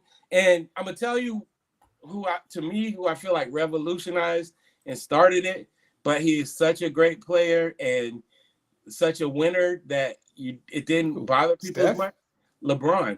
Wow. Nope. LeBron, like he has the ball. Remember, he would always have the ball. And there's the term pass to assist, right? So some people they pass the ball because it's the right play to make. Other people are like pass it and you catch it. You need to shoot.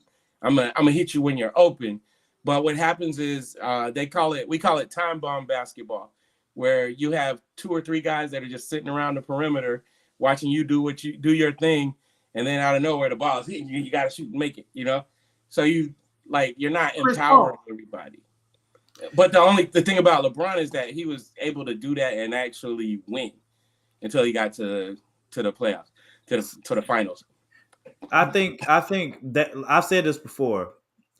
I've said this before and I still believe it. If LeBron, I don't know why to this day, and Greg, you're a great basketball mind, so maybe you know. To me, LeBron should have been. He's played point on pretty much every team he's ever played on in the NBA. I don't understand why he's wasting the small forward position if you can play point. That's more size on the floor. It's more speed. To me, he could have won more championships if he had a played point. Like if he had a pull Magic, right? He's a better version of Magic Johnson. If he had a played point guard, to me, better. This is what I mean. He is. The way He's scrunched a more up. physically talented. Wait a minute. Uh, He's a more physically talented. He's a more physically talented version of Magic Johnson. So let me tell you why I never like people throw those quotes out and they say LeBron is a pass first guy, but like show me a pass first guy who averages, 25 shots a game. You know what I'm saying? Like that's not a pass first guy. That's a guy who likes to pass and he's not gonna just be a black hole. But the difference between Magic, well, a lot of people don't know, Magic could score his ass off. And in year 2, he messed his knee up. And so, like, if you hadn't seen him before, he had to come back as like a different athlete. He still has speed, all of that, but Magic used to elevate. He was wiry. He could, he was a really good athlete. But Magic came to a team where it's like Hall of Famer, maybe a Hall of Famer. I don't have to carry the scoring load. So in his mind at that point, he developed, I'm going to get everybody else going. I'm not going to be a liability offensively. LeBron, I've always, like when LeBron came into the league, in my opinion, he was like a mix of more of like, he had certain elements that kind of followed Jordan. He had certain elements that followed like Dr. J, who was an amazing basketball player. If people don't, agree with that, that's another thing. They don't know what he's talking about. But yeah, it's a curse to be that great, because it's like whatever you do, it's like you could be doing something else. I agree. I'm thinking about it strategically, right? Like if I'm there, you go, better version of Scottie Pippen. I like that. I could go with that. I could go with that because Scottie did run point at times. You know what I'm saying, for Chicago. He was the primary ball handler at one point, and when they're run. For all those championships. So for me, but that's all. If looking at the model of the Bulls, right? One of the things that made the second run of the Bulls that much, they were already a great defensive team in the first run, but the second run was even harder to deal with because on pick and rolls, whoever you switch to 1 to 4 can lock you down, and they got size. It doesn't matter, you know what I'm saying, across the board. So to me, if LeBron plays point, especially younger in his career, like you talked about earlier, the Miami days, when his defense, he was playing at an elite level during those Miami years, and their defense is one of the reasons that they were in the position that they were. To me, if you have LeBron at point, locking that position down, and then you have more size at the small forward position, you already have an advantage over most every team in the NBA you're playing against. But let me ask you, if he had been a better overall. Go ahead. If he like was able to adapt his game, so think about this, because you're saying the size thing. LeBron never gelled well with big men that stayed on the block. Chris Bosh played on the block in Toronto. He came to Miami, he had to stand in the 3-point shooter. Yeah. When Shaq, I'm not saying Shaq was still at the top of his game, but it absolutely didn't work when Shaq was there, because Shaq can't do nothing but play on the block. And LeBron needs, the lane for him to maximize himself. So I'm saying all this to say, if you would have brought in, let's just throw out somebody like Carmelo or somebody like that. Like, if LeBron's going to still be, taking 25 shots, then who else is going to get in the rhythm? You can only get like a couple people in rhythm if you got two guys trying to. But I think 30 shots. I think LeBron could be. I agree with you about, like, I think that's a good and deep assessment of the the pass first thing. You know what I'm saying? How people talk about that with LeBron. But I do think we know for fact LeBron has a skill set to do it. It would be a mentality thing. Just like one of always his problem. My favorite. Can I say this? Hold on, let me say this. I think the reason why LeBron doesn't play point guard, this is my opinion, is that his teams require him to score a lot. So he can't facilitate at the level. Like, he's a good passer. Like he No, has the he's ability to one of the pass. best passers But- of all time. But like And you Saying he said, couldn't withstand Chris like Bosh? he would just end up being but he would just end up being Luka. And like he'd be No. dribbling all over the place and scoring. Like Luka has to score. If Luka's not scoring, Mavs ain't scoring. Like just Yeah, keep but it a it's buck. not. That's but- not true. That is very true. No, it's not. Spencer Dinwiddie has put up 50 in a game. I can know get Spencer buckets. Dinwiddie Tim can ball, Hardaway but Jr. I don't think that the can get Mavs. buckets. So I'm saying Christian Wood if you can get buckets. hold on. If you cut down on the amount of shots that Luka takes to be a true point guard, I don't believe that the rest of the team will make up for those. Absolutely. It can make up for the shots. What's he doing? He's getting 30. So you're telling me that Tim Hardaway Jr. can't average 18 a game? Again, I'm not saying that they can't make up the shots. I'm talking about the point totals, the amount of points necessary. So I'm projecting here because one of my issues, I hated it when they were saying it where Kobe needs more help. I hate when they say it with LeBron. Now they're doing it with Luka. I didn't say he needs more help. No, but I'm telling you why I'm projecting, right? Because it's the NBA, and I promise, like we saw what Jalen Brunson did last year, and we see what he's doing now. Mm-hmm. So if there's kind of a thing where if Tim Hardaway Jr. doesn't get hurt last year, Jalen Brunson might be like getting a really small contract and close to being out of the league. Yeah. But it's like, okay, we need you now. Let's see what you can do. Right. He wouldn't have got that visibility because the way that Luka plays, the way that Kobe played when, like after Shaq left the first couple of years, it was great. He top of the world, but you ain't giving nobody the ball, man. Like you're not. But Brunson was getting burned off the bench though. Right. And when Luka wasn't on the court. But because Tim Hardaway Jr. had been kind of their number 2 scorer, he was definitely number 2. Down, and so now I need you to do more, Jalen, than just bring the ball up. Now I need you to really get in the mix. And these are NBA players; they can do this. But what happens is if you got a guy like what Luka's doing, just absolutely, totally dominating the basketball. Like if I get 8 shots tonight, you're gonna be mad at me because I didn't score 20. Like, I don't like. Give me touches. Let me touch the ball. I hear you, but I would be really interesting to see if he cut down on the amount of shots that he took. If they were winning in the playoffs without him last year, they were. They what? Say it again. They were winning games in the playoffs without the last year. Right, because he got you're right. That's fair. Like so that's fair. I think. But again, But again, that's with him off the court completely, though. Right. I'm talking about with him on the court, though. Right, but with him on the court, give the damn ball up. He doesn't have to be as ball dominant. I'm with you. I mean, hey, listen, Tatum had to figure that out.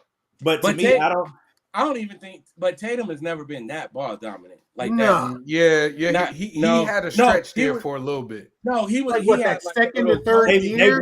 When he was working with Kobe, he started getting a little black holy. That weird. Absolutely. I watched every game of the Celtics. There was 1 year. The year after he worked with Kobe, where he was like, I'm dribbling and I'm driving. Let me show you what's in my bag. And JB does it too, though. But JB does it too. They both had to kind of let go of that.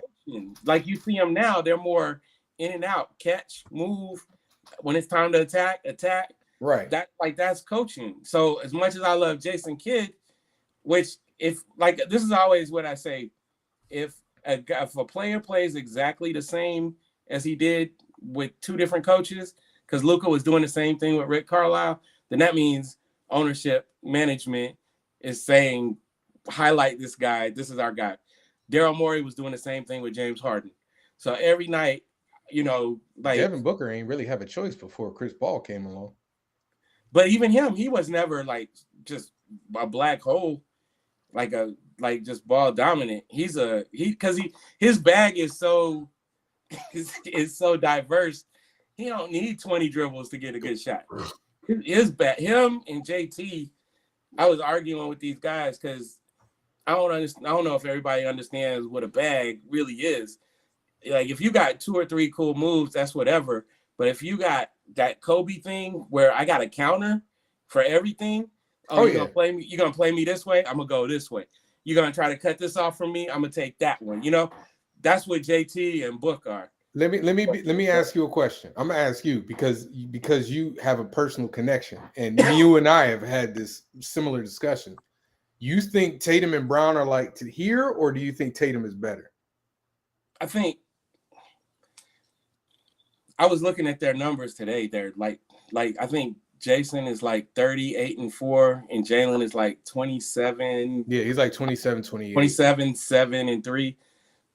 I think that. So one of the things we would look at. So the school that I fed when I was coaching AAU, the school I fed into was like one of the top high schools in the nation.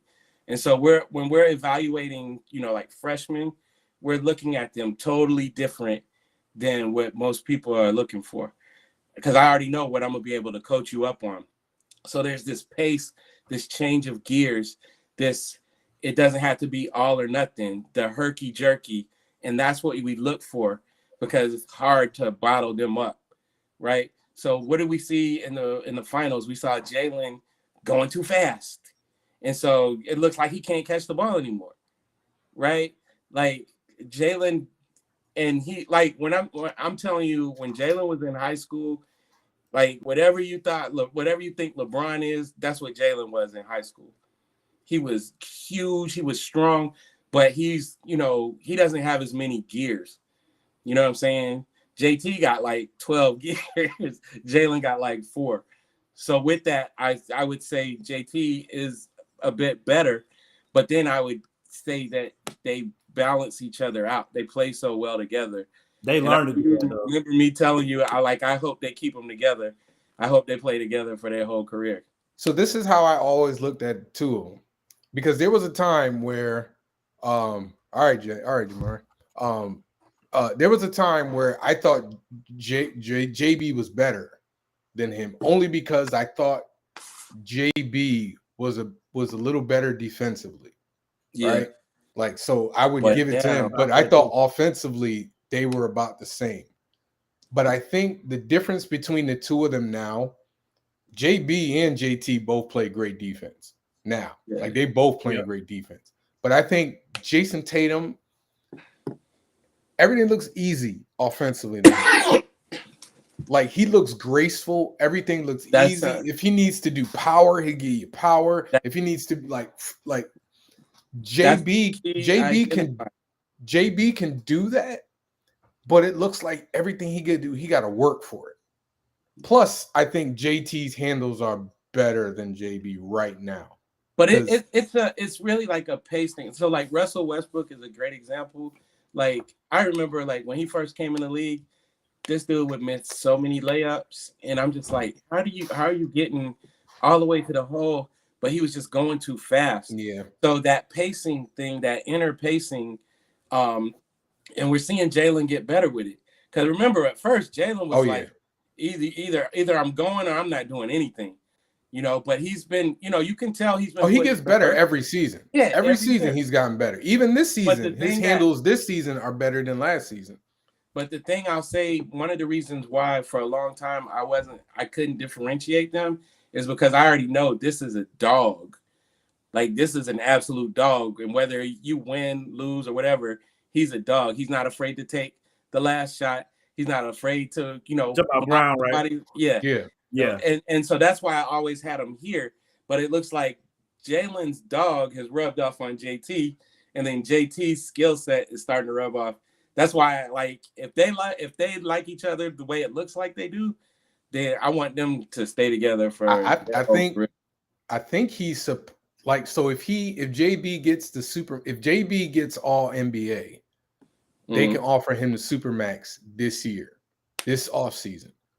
And I wouldn't be surprised, especially if they go far again. I wouldn't be surprised if he took it, because I don't. He doesn't strike me as somebody that's like, oh, I got to go have my own team.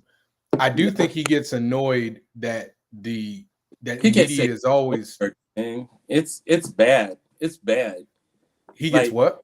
Ignored. Like, can I tell you my theory behind that? He's dark skinned. I've been saying that for a long time now, know. man. Yeah, I've been saying that for a long time he's because JT. Think about it. JT came from Duke. Jalen went to Cal. Like Jalen, and another thing about him is he's a super intelligent dude. Yeah. And he's very thoughtful. So like you saw it the other night, the girl asked him, he played in front of the queen. He's like, it's just another game to me. Like, I love that crowd. They're my two favorite players right now. They've been my two. I was happy. No. I told you this though. No. I believe you, but I'm just wondering why. Is it? No. I like JB. Team they play No. I like JB when he came in the draft. When he came out the draft, I like JB because at the time I liked Isaiah Thomas, the little one. So I liked Isaiah Thomas. I didn't have a team at the time. I was actually rooting for KD and Russ. Like I loved that in OKC. And then like I was a big fan of them right up until and then like I like them and I like the Celtics. I'm like you with like NFL teams. Like Connecticut, we don't have a team, so I like players. So like I like JB, and then when the Celtics got J, I was like, oh, bet, okay, cool. So I can ride. I'm gonna ride with them as long as they both on the team. And then KD left OKC, and I kind of followed him to Golden State till he got his chip. But then I was like, all right, you got it. I'm happy for you. I can't ride with you any further on that. And then I tried to ride with Russ in OKC, but that, you know what I mean? Like that just wasn't hitting it. But JT and JB, we get Celtics games all the time. So, after a while I was just watching Celtics games because every time they came on, I was there. So like those two are the only reason I'm sticking around. Like if they get traded, I'm out. Wherever, if he like, because I know there was a rumor JB might go to like Atlanta before he got his last contract, and I was like, I'll be rooting for they would always be behind the scenes talking about moving him. I don't like and I told you this before. Yeah, you don't like Brad Stevens. I can't stand him, and it's not like he was overrated as a coach. Like I can tell you, man. Like I was coaching like rec league, and my rec league teams was like murder. Like I was putting my team in AAU tournaments, and we was making it to the finals and stuff like that. But then, and I was really great at that. But then when I started, like when this AAU program recruited me, and I got better players, it's a change in mind state of how to, coach stars versus, like mid-level kind of guys. And that's what my problem with him is his system. Everything was built around lesser talented guys, but you're going to stifle Jason and Jalen, But it wasn't just him, though, because in my opinion, and I've had this conversation for a while now, Kyrie stifled them. Kyrie stifled both of them. Kyrie stifled both. Let me rephrase that. Kyrie stifled JB more than JT. No, that's coach. That was coaching, man. I say stifle, dude, I literally watched Kyrie curse out Jaylen Brown for taking a shot. I believe it, because if the coach isn't empowering a player, then that's fine. That's fine. That's players fair. aren't going to respect them the same. That's fair. But I'm just saying, like they're part of it though. Like no, even but having Kemba Walker on the team forced JB into being a spot up shooter. Right. That ain't what he is. But that's part of that is coaching. And, that's fair. Like I said, I feel like from the time they drafted him high, and I think from the time they drafted him, they was like, whatever we get out of him, we'll be happy. Whatever we get. Right. They didn't go into it like, I'm gonna make you a star. And the difference between him and Jason, like I said, Jason's bag is so, like his bag, like he's just gonna be better. Who was that said that he saw he saw Jason when he was like a freshman, and Jabari Parker was coming off an injury, so he was at Duke trying, and they were like, they would play one-on-one and everything, and they said Baby was just destroying this man. You know, like, so Jason's coming in. It's like we've already affirmed this dude is great. Whereas Jalen, he had to work for it. But it's also like you see him, he looked like a great athlete. But again, like the way the politics, the way the stuff is set up in the NBA, it's kind of gross also, because sometimes they pigeonhole you right away. And this is what you are, and this is what we expect out of you. Yeah. So they were trying to make him a 3-and-D guy. Yeah. And no, I agree. And that's where they went wrong. I got to run though. Yeah, I got to run battery's too. Gonna die, and I gotta drive back to Atlanta. Hey man, I gotta get you on a Stoke podcast. Oh man, just hit me up. Yeah. Everybody, go on the poll. Thanks for showing up. We have no idea what the topic is for next week, so we'll let y'all know. Thank y'all for stopping by. We appreciate you.